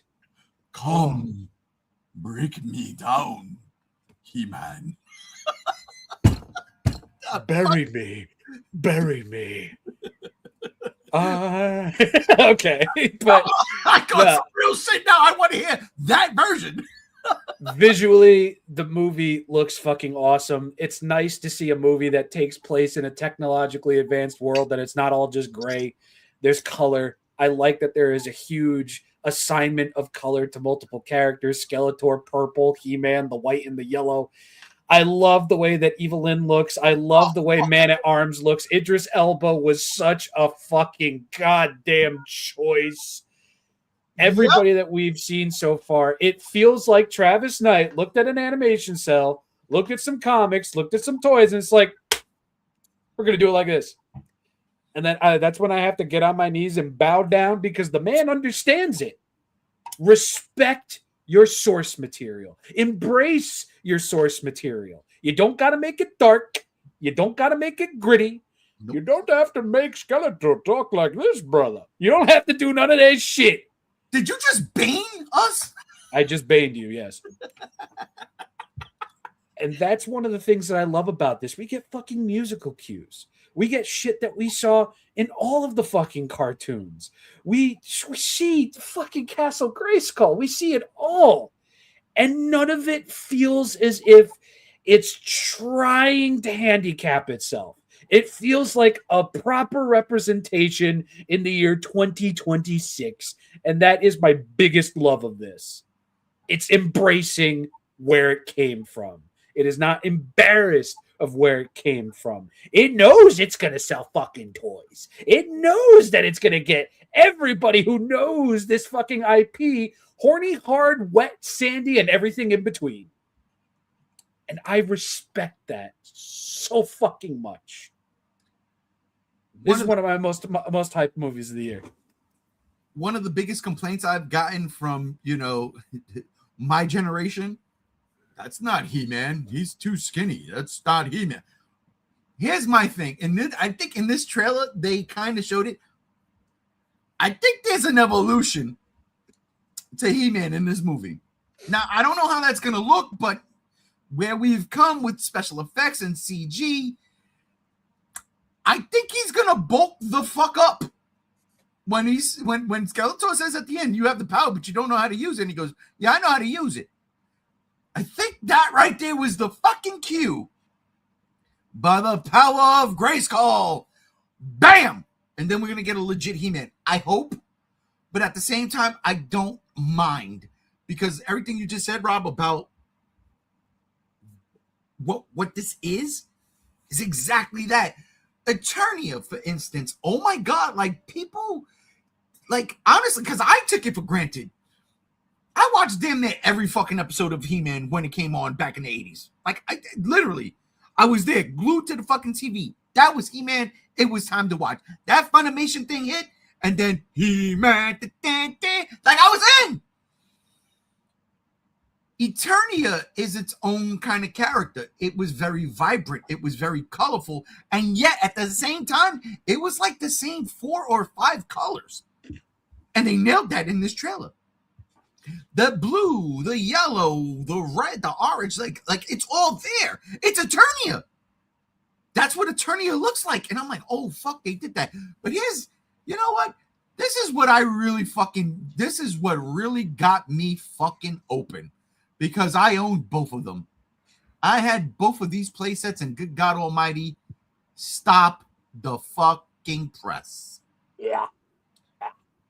Castle Grayskull and Snake Mountain is straight out of a Mattel motherfucking toy fucking box. Yeah. Straight up. Uh-huh. Snake Mountain is insane. That is straight from the cartoon. They didn't take no liberties. They said, this is what it looked like, so this is what it looks like. What? Look at Castle Grayskull. It's fucking gorgeous. And it's gray.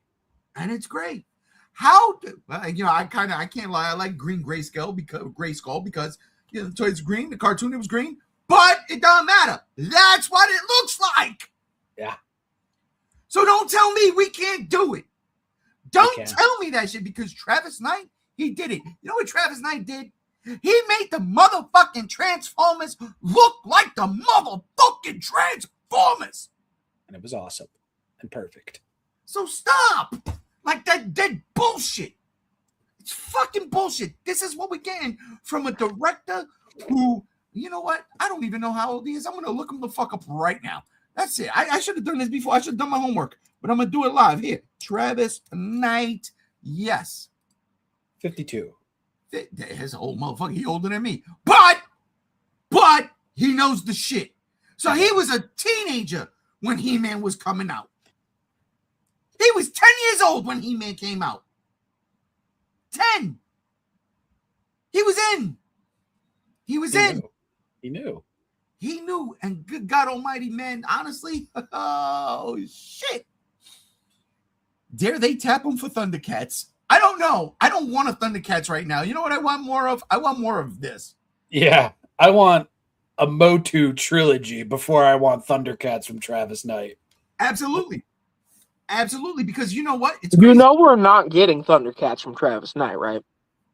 Why is that? We're getting it from Adam Wingard. Yeah, that's deader in the water than the corpse they found in the lake last week. Hey, now. Wow. Jesus Christ. Wink.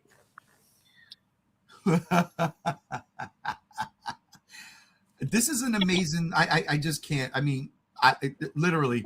Look, they even put Grayskull behind, and I believe this is probably Snake Mountain. I don't know where he's at, but they even put Grayskull behind. Yeah. Seeing that in the trailer was awesome. Oh. How do people not like this? Now, again, when Gam brought up that Marvel shit, I'm like, what? Because to me, Dan, the Thor thing gets me angry. It does. It really does. Because I do see it. But this is not Thor. This is fucking He-Man. No, it's not. It's He-Man. And like I said, I don't like the Thor movies, and this looks like a Thor movie if it was good. And I get it. Thor, the movies, did a lot of shit that might look like Travis Knight took from it. Damn, they took from He-Man. And Thor's been around from way before He-Man. That's a fact and shit. But those comics didn't look like the movies did.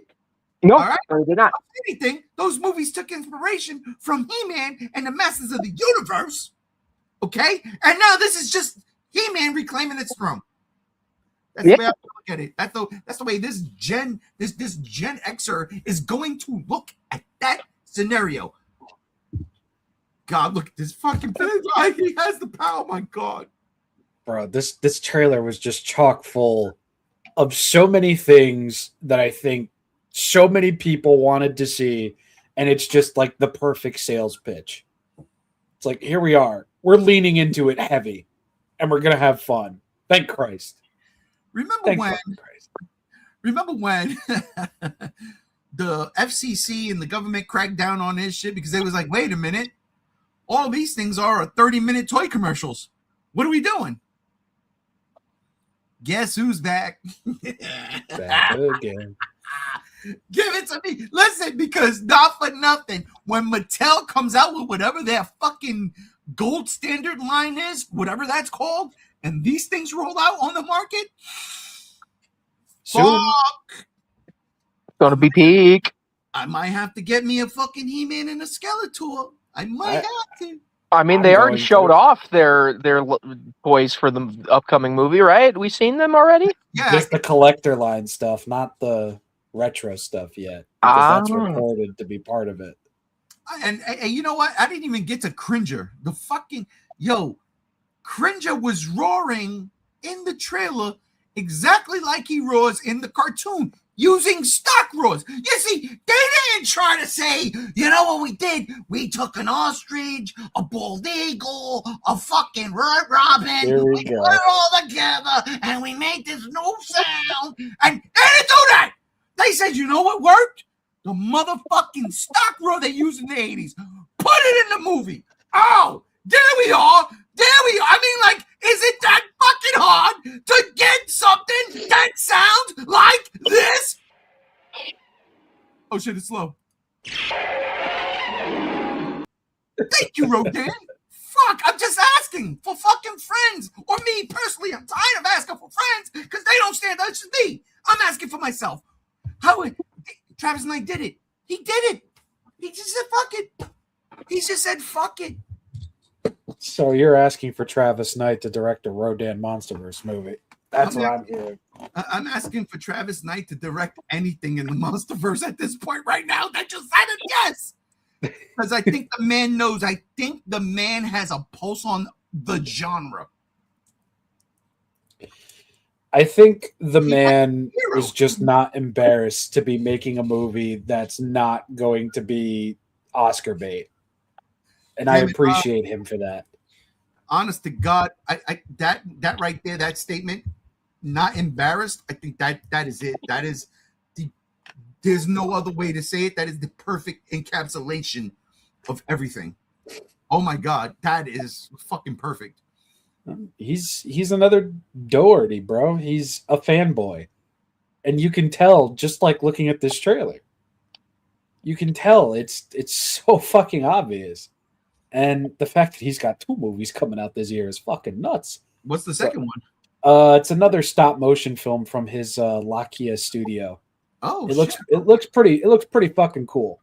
But He-Man is where my money's going to be immediately. 5th.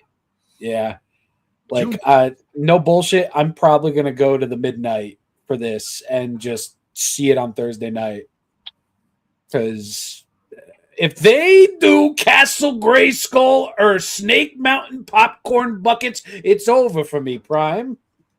It's happening. I mean, honestly, yeah, this shit sells itself. It does. It does. It really fucking does. Fucking hell, man. Fucking Rise of the Beast had the Optimus Prime popcorn bucket and soda fucking thing in one as the fucking truck and trailer. It was amazing. And I own it. I got it. I didn't get the soda in there, but I definitely got the popcorn.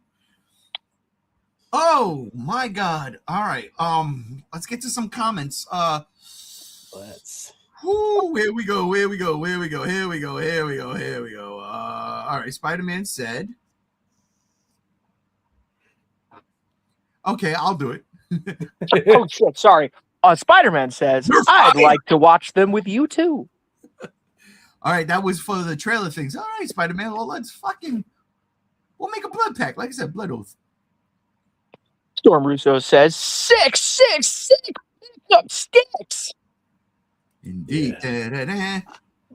Spider-Man comes in with, my monitor is covered in web. That's funny because mine's covered in cum.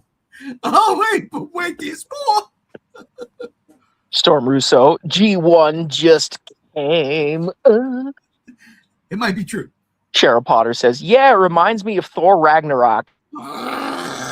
But if it was good. Yeah. I like Thor Ragnarok. I did. I don't. Birthday. Happy birthday. I don't like it. I don't like it one bit. Spider-Man comes in. God damn, I really like this Skeletor design, bro. Especially with how he emotes. Yes. Just like the cartoon. Just like the cartoon. He's an emoting skull. It's ridiculous how you don't have lips and yet make that mouth move and make it look exactly like what he's saying. The little slide of the jaw as it's going up and down. Man, it's perfect. It's perfect. Yeah, AI can't do that shit, Hollywood. Nope. Once. Cheryl Potter comes in with, specifically because of the scene where the character is in the middle of the air. That was Idris Elba's character from Prometheus getting his revenge on the ship that he crashed his own ship into and died. I'll take it. Also, Homeboy was in the Thor movies as Heimdall. As Heimdall, we get it. No, it was a different guy. Spider-Man comes in. The 2000s He-Man is my He-Man. Same. But both, my case. But I feel you. My brother says. J-Rod comes in with, they about to attorney on you. Punch him in his face. When I say not in his face, I'm going to slap him in his leg where it's really going to hurt. John. Attorney on ya. Cheryl Potter comes in. Me who knows nothing about He-Man. Yeah, pretty good. See, I'm the same way. Well, Cheryl's also a fucking real one. Yeah, for real. And I'm not? What the fuck? Anyway. No, I've just known you for longer. I've known you. You're here every fucking week. You are. True. Except for that Spider-Man. 1 week on Christmas. You weren't here. And you know what? You're fired! No, I'm just kidding. I'm sorry. It's not my fault. Anyway, Spider-Man comes in. Orko was there, G1. He was just so short we couldn't see him in the trailer. I believe it. I love you, fucking Spider-Man. I fucking love you. I believe it. That's going to be a joke in the movie. That's going to be a joke. Cheryl Potter comes in. If it's been in development for that long, it better be good. It's looking pretty fucking good so far. And last but not least, J-Rod, I own it too. What do you own? I need to own it too because I love that show. How do I not own it? Oh yeah, 2000s. Yeah. He stole mine, that bastard. I'm gonna fucking kick his ass when I see him next. I'll steal it from him, watch it, and then I'll give it back to you. All right. That works. All right, well, that was He-Man in a nutshell, Masters of the Universe. It's not Dolph Lundgren.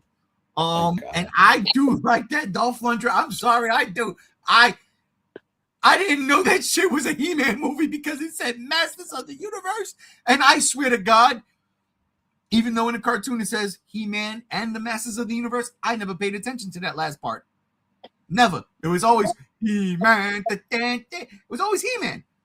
So when I went to see that shit in the movie theaters, I was like, that's He-Man. I was fucked up. And yes, Gildor was a fucking cheap version of Orko, but gotta give it to Kevin Smith.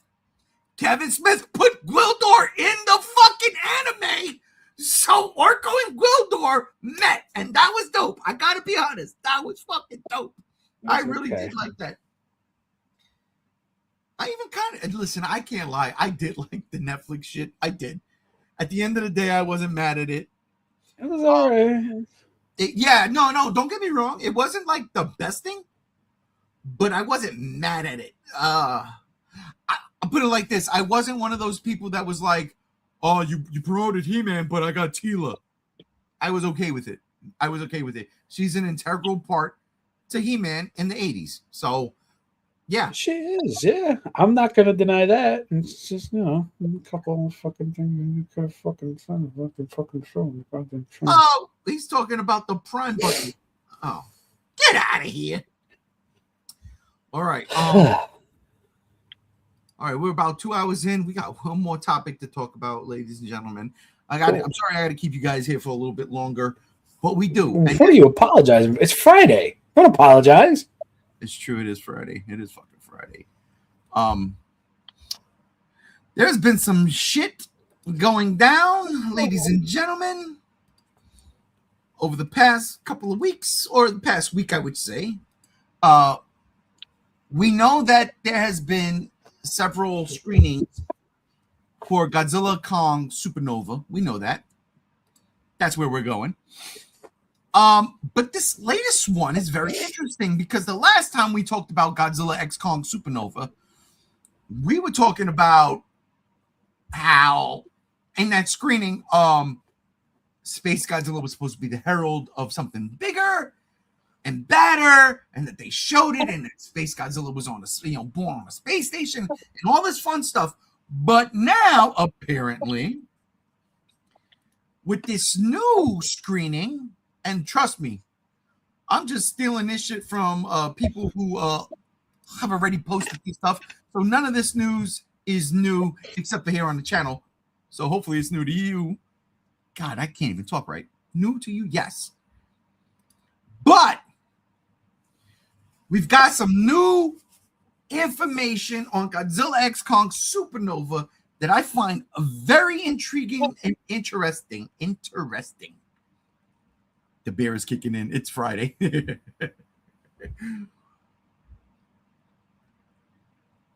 Oh, shit.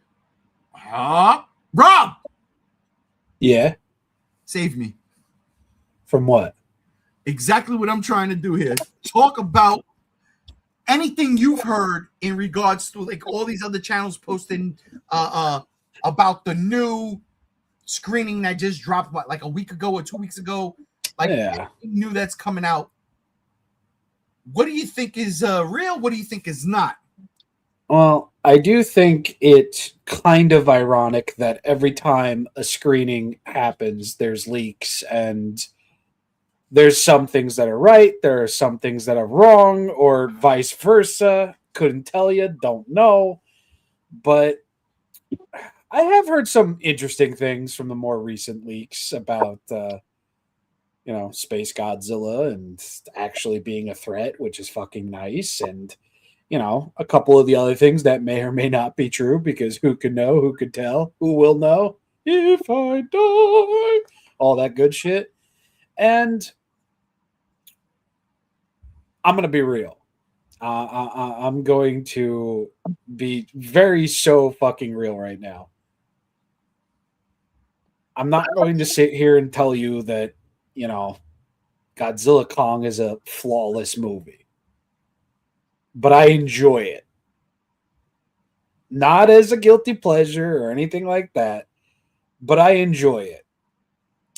And of all the things I'm hearing about Supernova, especially in regards to its tone, its focus on human characters and them actually being characters with arcs and stuff, that's cool. From what I'm hearing of this, it's sounding like we're going to get the best of both sides of the conversation.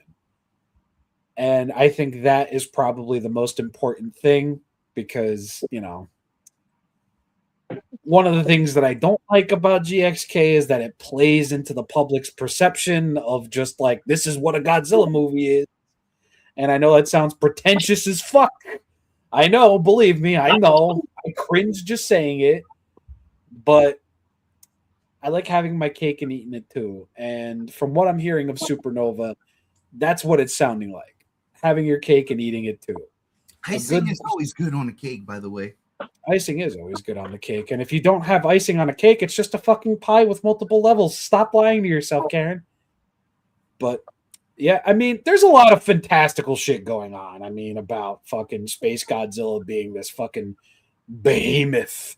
So I've heard. Zuko is like a fucking, apparently a goddamn ass teenager. And there's shit going on with Kong. There's shit going on in the fucking Hollow Earth. And the thing is, when it comes to these leaks, it's like good old Uncle Kaiju Canuck was saying that nobody ever posts movie leaks with a positive intent. It's always to paint a specific picture of a movie. And most of the time, it's never in a good light. But some of the things I'm hearing out of Supernova, bro. Yeah, it sounded like getting our cake and eating it too. And that makes me excited.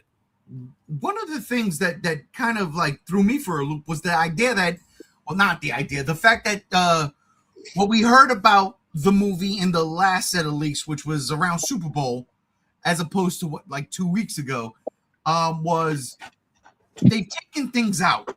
And I wonder, like, if the Super Bowl screening was a testament to like we don't need that in there, or it's not ready yet, or we don't get it. You know what I'm saying? Like, what could have been? Because we spoke about this shit after the Super Bowl when we heard all the leaks. Oh, like, you know, the Herald of Biollante or whatever is Space Godzilla, and now apparently that's not a thing. At least it wasn't apparently in this screening. They took it out. Do you think it was? Do you think it might have been overkill that it was taken out, or you know, it didn't quite fit just yet? Long-term storytelling. There's a missing puzzle piece here, and part of these leaks are apparently stating that the movie ends on a cliffhanger. If that's true, I think a big part of that being taken out of the movie is to further add a little bit more of a mystery to that cliffhanger. So I feel like it might be like, you know what? That might be too obvious to some people. Let's save that for later. Because, you know, like, okay, so let's theoretically say I'm going to be fucking whatever his name is, Tyson something or whatever. Yeah. Let's say Neil deGrasse Tyson. Yeah, Neil deGrasse Tyson. I'm going to be him. It's just like, all right, so let's say Godzilla doesn't exist because his piss would weigh down the world and we would sink into hell. Great, perfect. Print it, write it. No. Let's say if this is real, if it was real that the movie opened with a space mass attacking a satellite where they were doing experiments on fucking hollow earth crystals and Godzilla DNA, and this thing attacked it and it turned those two things into Space Godzilla. Let's say that was the fucking intro of the goddamn movie. Jesus Christ, my IQ dropped like 5 points. Fuck me sideways. Let's say that's true. How do you follow that up with a fucking cliffhanger ending? You have this striking creation, the birth of a herald, and how do you fully follow that up outside of just a reveal? How do you get the pop out of the audience? You see what I'm saying? Yeah. It's like show, don't tell, but in this case, don't show, don't tell. Fucking kick us in the balls right at the very end so we have something to be excited for, if that part is even true. And if that's the mindset, I would have to further agree with the team behind this, because yeah, it would be something different to see Space Godzilla be created, since his origin is so vividly up in the fucking air between the people who know it. But I don't know. If it wasn't there, if it wasn't in there, if it's true, if it's false, if there is a cliffhanger, if there isn't, I find it to be of a smarter, better tasting variety to leave that out of the movie, because it leans into a better end, a better hook, which, if that's true, I think that's like our first fucking cliffhanger ending in the Monsterverse ever. Ever, yeah. Yeah, ever. Yeah. So it's like, if you end on something like that, bro, people are going to be shitting, pissing, coming, puking the whole 9 fucking yards in their cars. It'd be everything. A first for the franchise as a whole, if I remember correctly. Do we count the anime trilogy? No. Wait, fucking GXMG. That wasn't really a cliffhanger. Yeah, Godzilla wasn't dead, but he was defeated. It was a stalemate. It was a yeah. But Mechagodzilla wasn't destroyed either. It was like, yeah, exactly. You'll be back. We'll be here. Yeah, that's a till next time, He-Man, not a cliffhanger like Into the Spider or Across the Spider-Verse was, or like Five Nights at Freddy's 2 was. I gotta watch that. Actually, it's on now. It's everywhere. Yeah, go watch Five Nights at Freddy's 2. Still enjoy it. Wait, because we're going to talk about that real quick, as Cheryl says. The crystals look so cool. Look so cool. You know what? You are fired. Oh, damn, fine. No, you can redeem yourself. Spider-Man says there were a few things that I liked about Screaming leaks. But what I really like is Godzilla getting a bit of his belly back. Hey! Oh, get that travesty the fuck out of here. Jesus, tap dancing Christ. What the fuck is that? Oh, that's what Godzilla looks like in Supernova. I don't believe you. Oh, yeah, no, that was a screenshot from the movie, from the screen. Yeah, that's a screenshot from the center of my asshole. That's a screenshot of the center of a computer's asshole. G1, no! Spider-Man said. All right, listen. April Fool's didn't fall on a Friday this year, but April Fools. Ugh. But at the same time, I'd buy a figure. I wouldn't. I would buy what? What is no fun? I would totally buy. You would buy a figure of an AI generated image, bro? Yeah. Well, no, I know it's an AI generated image. I totally know that, but I like this design. I like this look. I do. I'm not saying I want it in a movie or need it in a movie, but as like a fucking what are those? Not the Movie Monster series. What are those? I think it's Bandai that does them. Like the Ultraman figures that they do like no points of articulation except for like a swivel fucking hip. You mean the Ultra Action series? I guess so. No, not the Ultra. Some Ultra, I forget, but it's like the 4-inch line. Yeah, exactly. So you would buy a Spark doll of this, essentially. Oh, absolutely. Totally buy some silly little figure that looks like this. I would. I'm like, oh, look, it's Godzilla. I like it. I don't want to see this in a movie. I don't like but I don't hate it. This. Like, I don't hate it. I think this needs to burn in hell, and not just because it's AI generated, mostly because this is terrible. No, I mean, I know this is where part of the whoever problem. generated this came from, because I'm pretty sure this is from they AI generated this from an image of a tree that vaguely looked like Godzilla in silhouette shape.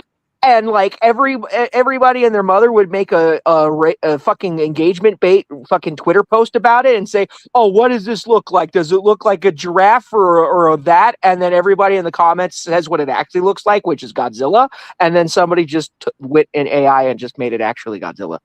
Somebody needs to cut that tree down. What color is its scales? Gray or green?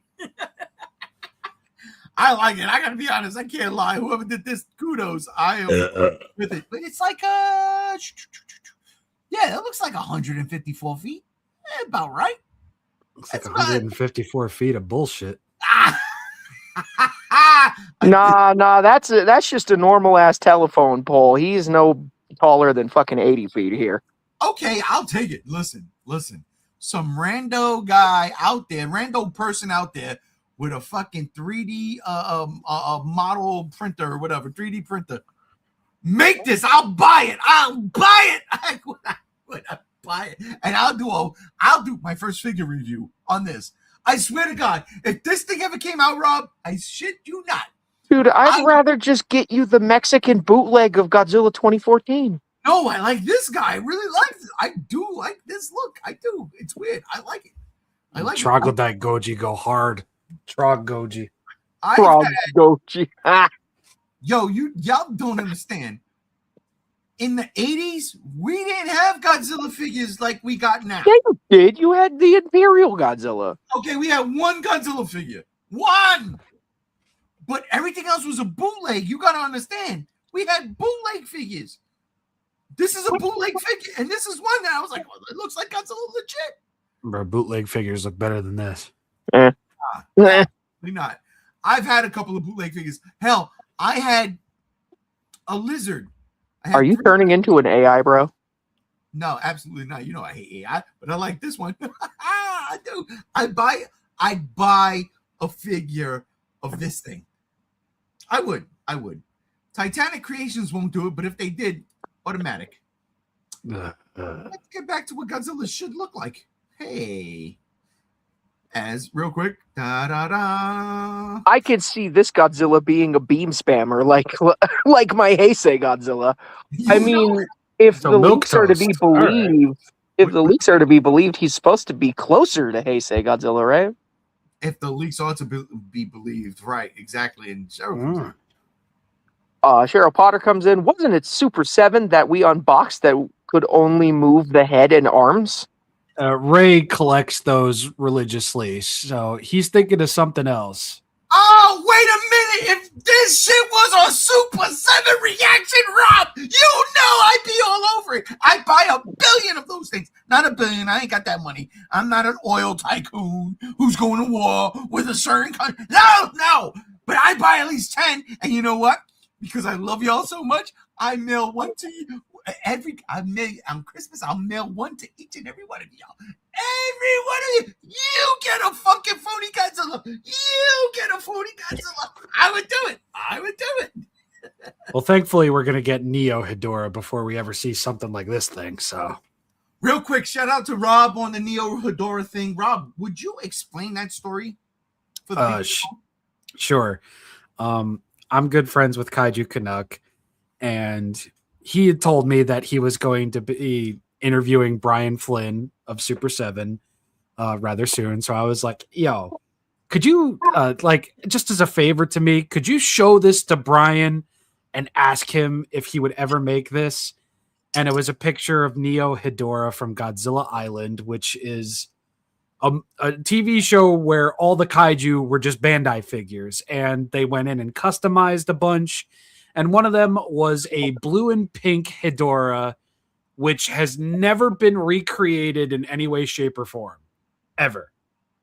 So I sent Kyle the info and the pictures, and during his interview with Brian Flynn, he asked on my behalf if this could be a thing that they possibly do, and Brian Flynn was stumped. He had no fucking idea what he was looking at.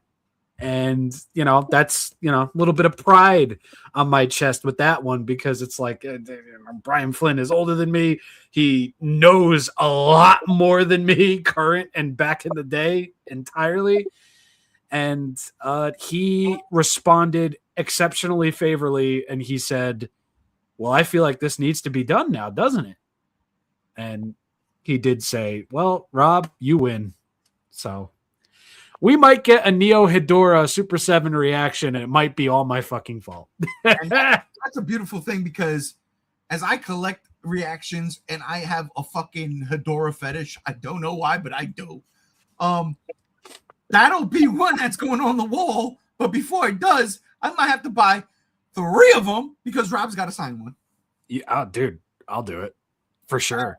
Absolutely. As my brother comes in and says, you should mail me / give me the half mechie you have.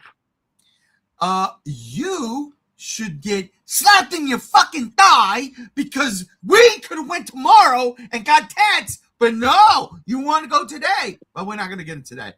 I love you, bro. Spider-Man says, cotton candy Hedorah? Wow. Yeah. That's what's fucking crazy about it. And G1 is truly a goo man. You would think so, but I only have 1 kid. I get it. All right, back with the meat cannon. Back to Supernova. My wife's gonna kill me. Mrs. G1's got the clock to the head right now. Godzilla. The idea of Godzilla actually, well, I think this has been confirmed. Godzilla is not going to be the pink evolved version of GXK New Empire. Yeah. We're going to get a little de-evolved Godzilla, if you will. And when that first trailer drops, I will absolutely learn from JR how to crop clips, because this is what me and JR was talking about the day after GXK came out. The day when this podcast became a thing. Like the great state of the tri-state. Hey. Salud. Salud. The idea of Godzilla getting devolved, I love it. I want to know how they do it. I want to know if it's Space Godzilla doing it. And in my head, I'm thinking Godzilla Final Wars. I'm thinking when Kaiser Ghidorah picks up Godzilla and starts draining the energy out of him before this dude jumps in to go Tenko and hits him with infinite energy, and then Godzilla does his fucking thing. But this is what I'm thinking. Space Godzilla draining the energy.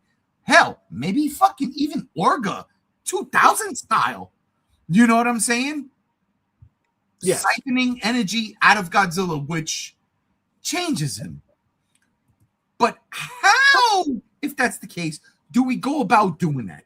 What visually is going to happen? Is it going to be like, you know how in Shin Godzilla, was it Form 2 that was crawling around and then turned into Shinagawa-kun Form 3, yeah. All right, so it was Form 2 that turned to Form 3, right? Yeah. Are we going to get something like that? I can't see the Monsterverse doing something like that. And in all honesty, I think that's again, gripes with Shin Godzilla aside, because I have none.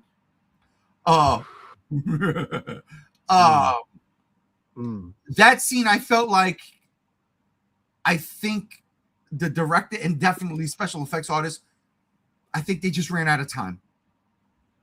Because that scene does not work, right, for that movie. Like, I think there might have been more. And I think if they go that route, we'll get that here. But how does that look? How does that look? That's the interesting question. How does that look to see Godzilla devolve? Or are we going to cocoon him so they can cheat their way out of it? What do you think? I think that you're giving them too much credit, and he's just going to de-evolve off screen, and he's just going to always look that way throughout the whole movie. I think he's just going to put on a few pounds just from sleeping in the Coliseum. That would be pretty fucking lame and lazy, and that deserves the Monsterverse to be canceled. Yeah, that would 10 grand Sputor. It's done. It's over. We're gonna reboot the mask instead. Oh, who's opposed to that? Who's opposed to that? Not me. I'm opposed to that. Yeah, let's get a new mask in here, bro. Let's do it. Who? Oh my God, ladies and gentlemen, that might be next week. Who would play the mask in a reboot? Jim Carrey. Ooh. Nah, Sonic the Hedgehog. Dude, Ben Schwartz? Yeah, Ben Schwartz. I can see it. But Godzilla, all things considered, he's going to... I mean, if you really want to set yourself up for disappointment with having expectations at all, be my guest. I'm not doing that. Okay. Do you have to say it quite like that, though? Yeah, why you gotta be fucking Gams from last week when you were just a grouch? What? Not trying to be a grouch. I'm just saying that's the most realistic output here. Is either they're because like the cool route would be Space Godzilla levitates him up with his fucking shoulder crystals like he did in '94 and like fucking clenches his fist and fucking siphons all the energy and it goes into his crystals and Godzilla fattens up somehow from that. But no, I'm just gonna go in with no expectations and just expecting them to just have him de-evolve off screen in between movies. Or, and this is all speculation here. This is all speculation. Because I don't think anybody spoke about how Godzilla de-evolves, and if they did, I didn't see that one. But speculation here, going off what Gam just said, because I kind of dig that, because I could go somewhere with that. What if that does happen and Godzilla actually? Well, I'm not trying to rob any other giant kaiju thing, but what if that happens and like Godzilla does get his energy siphoned. No, but see, that doesn't make sense because he's slimmer now. Yeah, no, you know what? Now, maybe, hear me out. Space Godzilla sees Godzilla and sees it's kind of its same species. And Space Godzilla is looking at him like, yo, you look a little too thin, my guy. Here, have some of my cosmic energy, and gives Godzilla some cosmic power. Godzilla bulks the fuck up, changes his fucking thing from pink to blue. I could see, okay. Another cool way they could do it is have Godzilla siphon the power, right? Like Godzilla bites Space Godzilla, and like the energy goes down his spines, and he like fucking swells up. I don't know. So now we're giving Godzilla powers off screen too. Yeah, I don't think Godzilla does that. I'd rather no. I'm an asshole. I'm wrong. We saw that in Godzilla New Empire. Yeah, we saw him literally suck up a nuclear reactor. Don't fucking bullshit me. Well, that's different though. He eats that shit, man. That's a part of Godzilla law. Yeah, and he would do that by if all biting he into has Space to do is Godzilla's Kirby suck the shit, like who's to say?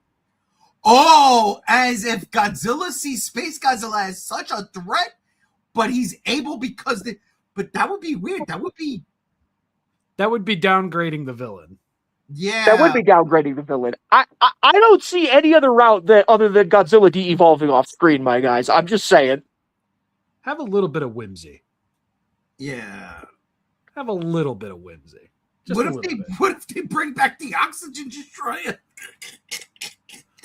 So it can go nowhere again? Sure. Yeah, I know that was go nowhere, bro. But that's a huge thing. It's a huge point. Godzilla de-evolving is a huge point of contention in this movie. Wait. How are they going to do it? And if they really do it off screen, wow, then the movie needs to be really good. I have a theory. Yes. This is not going to be shown off screen because if they show it off screen, can't make more toys. Right. That's it. Have 2 Godzilla designs in one movie, more toys, more money. Easy. That's it. That's it. Because that's all that's fueling this. It's like, yeah, you do need a stylistic change once in a while so we don't run into the same problem we did with Heisei where Bandai got lazy and it's just like, use this one mold for like 5 Godzillas and we're cool, bro. It's like, no, we can't do that again.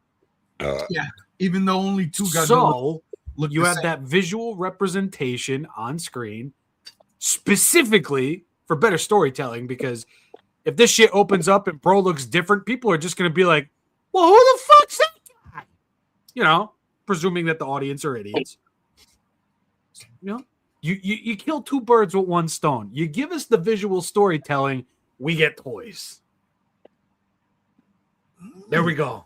I cracked the code. Call me Tom Hanks because I Da Vinci coded this bitch. I'd have called you Tom Hanks because you're fucking Forrest Gump that shit, but okay. Jenny. Yeah, I'd take Forrest Gump over Da Vinci Code because that wasn't a good movie. Yeah, it really was. It definitely wasn't what the book was. Horribly miscast, I would say. Sorry, Tom. Ooh, I agree. I think, yeah. Okay. Horribly. Well, we digress. But we do that. Wow, Cam, that was your first digress, I think, in ever. No, I've digressed a few times. Okay, got to go back for the past year and a half. Yeah, got to show Godzilla getting de-evolved again. Me and JR, the day after GXK came out, when we first started this pod streamcast thing, it was always my belief was always my belief. You hear me? My speculation. It wasn't even speculation. What I wanted to see was in the Hollow Earth, you had Biollante portray Mother Earth, Gaia, and realizing because Godzilla is now out of control up top, because he is. And granted, in GXK, it was drones. He didn't kill people. They were drones. But fucking Brazil, Jesus Christ, I hate that still. It fucking makes me mad. But Gaia has to fucking rein Godzilla in. And as she does it, as she siphons Godzilla's energy, it becomes Biollante. It becomes the Biollante we know. That's the way we can get around splicing Godzilla cells with a plant cell, with a human cell. That's how we get around that. Doesn't seem to be that's the case, but that's the way I would have done it.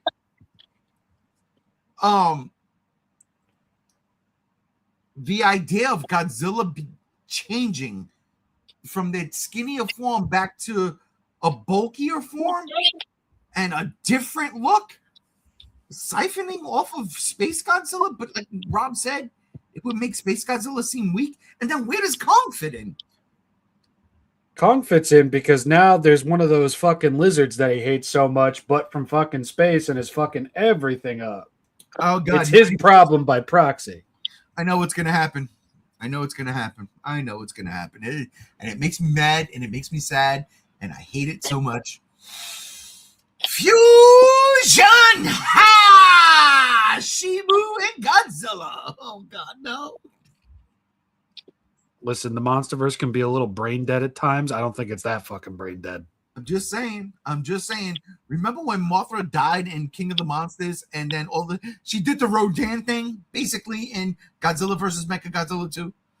Mothra dying to help Godzilla is part of her character arc. It is 1993, and then Godzilla got the fucking mega spiral beam or whatever the fuck you want to call it. The Tabasco beam. The first time you saw the red, oh, the orange. Oh my God, it was so glorious. I was sitting there, I was like, oh shit, Teenage G1 was locked the fuck in. I was like, oh my God. They just killed one of my favorite fucking monsters to save Godzilla. Huh? What? Look at this. I loved it. I'm not saying that's the case, but what if Shimo does that? They already did it. They did it in King of the Monsters. They can't do it again. That would be a disgrace.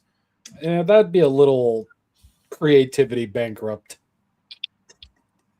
I just, yeah.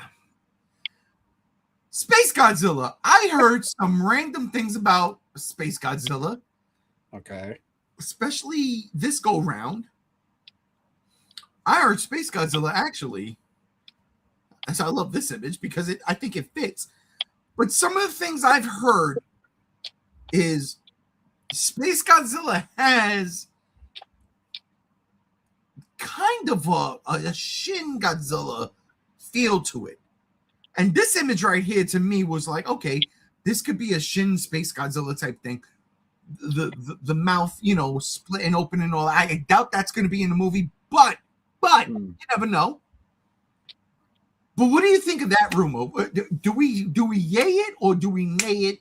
Gams. Probably nay. I don't know. Is nay Space Godzilla? What? This like it's cool for fan art, but like, would I want it in the movie? I don't know. It is crazy. Kind of looks like a Resident Evil villain, honestly. Yeah. Will pop up in that shit. Rob, what do you think? Like, would you yay or nay the rumors or speculate? Yeah, rumors. Well, it depends on the aspect because Space Godzilla having Shin Godzilla-like qualities, that could mean a bunch of different things. It's just like, is this guy a fleshy power source? Is this guy, is he just going to have charred skin? Is he going to have beady little eyes? Or is there going to be like, multiples of him growing out of him? Like, it's a loaded question, and it's not exactly something I would be against just because Space Godzilla, alien Godzilla, nuclear energy from the great blackness around us Godzilla. It's like, who knows what that fucking does to a being like that? So I would yay it just because Space Godzilla getting weird is a thing that should happen. Instead of him just being a blue Godzilla with some burgundy titties and crystals. That adds to his fucking presence and his character. Even if it's just like a skin complexion, even if it's just the fact that, oh, bro's glowing the entire movie, that's fine. Have fun with something like Space Godzilla. This guy has 0 movie status. 0. He's in a movie that people either enjoy or just outright dislike. The majority of this dude's hype comes from supplementary material. It's have true. fun. Have fun. That's I yay and I say have fun. You know what? I agree. Like I totally get that. And I like the idea of a Space Godzilla. And again, how they explain it is going to be very interesting. But the idea of a Space Godzilla, cosmic rays, cosmic radiation, not radiation that humanity did, right? Remember, the idea of Godzilla in the legendary universe is these Titans stay close to the bottom of Earth or in hollow Earth because of the radiation they feed on. Not the Kongs, obviously, but Godzilla does, right? We saw that in King of the Monsters. When he goes to recover from the oxygen destroyer, he goes to this underground lair that's, again, now that I think about it, it's fucking completely stupid. But why the fuck would it be underground like that in the middle of a volcano? Like, who the fuck built it? Because it wasn't Godzilla. I digress. Stop thinking. Yeah. God, I hate that movie. But cosmic rays, like that makes sense. Cosmic radiation to mutate this thing. The only question, and I'm pretty sure they'll answer it in the movie, is, well, how did that happen? How did a Godzilla mutate in space? I am okay with this. Cosmic radiation shit, I'm okay with this. So in that regard, yeah, if it has like Shin-like qualities where it, the jaw can, all of that shit just makes sense to me because we don't understand the cosmic radiation. The crystals the crystals from the hollow Earth. I love that idea because it makes the most sense. It has been established. It's all there. So the idea from like the Super Bowl screenings where they were like, there's experiments going on in space with the crystals and G cells. I'm with that. I love that idea because it makes the most sense. The fact that they kind of like took that out according to these screenings, we'll see where this goes. I'm still open. I'm still ready to go. I want to see. And the fact that this movie comes out in 2027 means we're not going to get a trailer no time soon, which drives me fucking crazy because I want to see something. We'll get something at the end of the year. Yeah, but you know what? I miss the days of at Comic-Con, we get something. When that GXK fucking New Empire trailer dropped, that wasn't towards the end of it. That was like the middle of the year before the movie came out. And I was like, oh. It was a terrible trailer. I don't know if me and Gams had fun with it. I hated that trailer so much. Godzilla running? That shit was nuts. That shit was nuts, bro. That was the first time I saw a trailer for a new Godzilla movie and felt nothing. But the second trailer is where the fucking, all right, I'm seeing this opening night. Oh man, that was a fun trailer, man. It wasn't the King of the Monsters trailer. That second King of the Monsters trailer was the greatest trailer ever made. It's a goddamn shame the movie wasn't. One of these days we're gonna debate. We have to. One of these days. In hype for Godzilla Kong, the fucking Supernova Empire, we're gonna debate this. We're gonna debate whether or not that second King of the Monsters trailer was not the greatest trailer of all time. Yeah, because it wasn't. The first one with Claire de Lune was. That shit was corny as fuck. What, the one where she's watching? No, that was not it. No, the second trailer was dog ass, bro. The one at the end where they fucking Godzilla and King Ghidorah's run into each other? Yeah, that shit was fucking lame, bro. Only losers like that shit. Yeah, out of your mind. You're bugging. Absolutely. You're bugging. Hey, look! Is Godzilla gonna be green? I just hope this design overall fucking falls into the pits of nothingness because I never want to see it again. I don't mind green Godzilla. I like green. I don't like this design. Go away. What is this design? Like, what is it's definitely Hesai in there. It's definitely minus Which is one. why it needs to die. Ladies and gentlemen, this is my guy Rob from the great state of Tri-State, my brother from another mother. He just doesn't like the Hesai movies. And that's fine. But I like some of them. Come on now. The design is the greatest of all time. Disagree. We could debate that too. Oh, we absolutely can. 100%. We absolutely can. I think we would have fun because we'll kiss and make out after that. It's true. Yeah. But Godzilla green, I'm okay with that. I'm okay with that. What if Godzilla is green in Supernova? I'm okay with that. I mean, there's going to be some fucking Sour Patch Kid allegations as how you go from pink to green, but you know. One of my favorite iterations of Godzilla had green atomic breath. Yeah, that's true. Zilla never had atomic breath, though. The cartoon he did. That's not Zilla. That's Godzilla. That's Godzilla 1998. Zilla Jr. How about that? No, that's Godzilla Jr.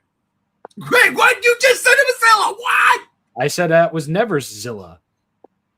That was Zilla Drew that just said that, not Zilla, me. In the 2004 movie Godzilla Final Wars and the IDW comic Godzilla Rulers of Earth never had an atomic breath. Exactly. That's true. So Okay, get it right. Get it right.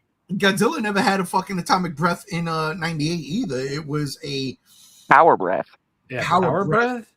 So super burp, essentially. Yeah. Basically, it's what it was. The pussy paralyzer.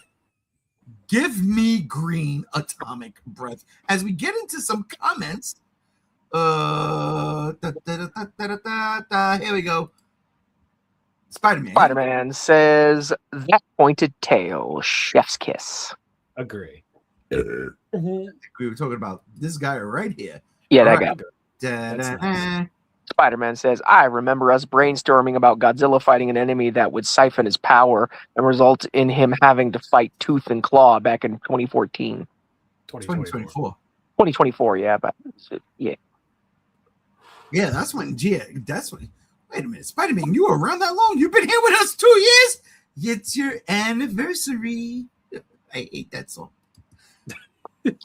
J-Rod says, if they're bringing more of a Heisei look, maybe he pulls a Destroyer moment to save someone by pumping radiation into them. So you're confirming that Godzilla and Kong are going to viciously make out. I don't think that's what he says, but yep. I mean, come on now. J-Rod also says, I know he didn't downgrade in Destroyer, but he was pumping out the radiation to save Junior. Yeah, he gave him mouth to mouth. He fucking died, and his death fucking saved his son. Poetic Shakespearean. He missed it, Junior. That's what he did. Storm Russo says, could be that how he was in New Empire was just a temporary power-up, and in the first fight with Space Godzilla, his power-up runs out.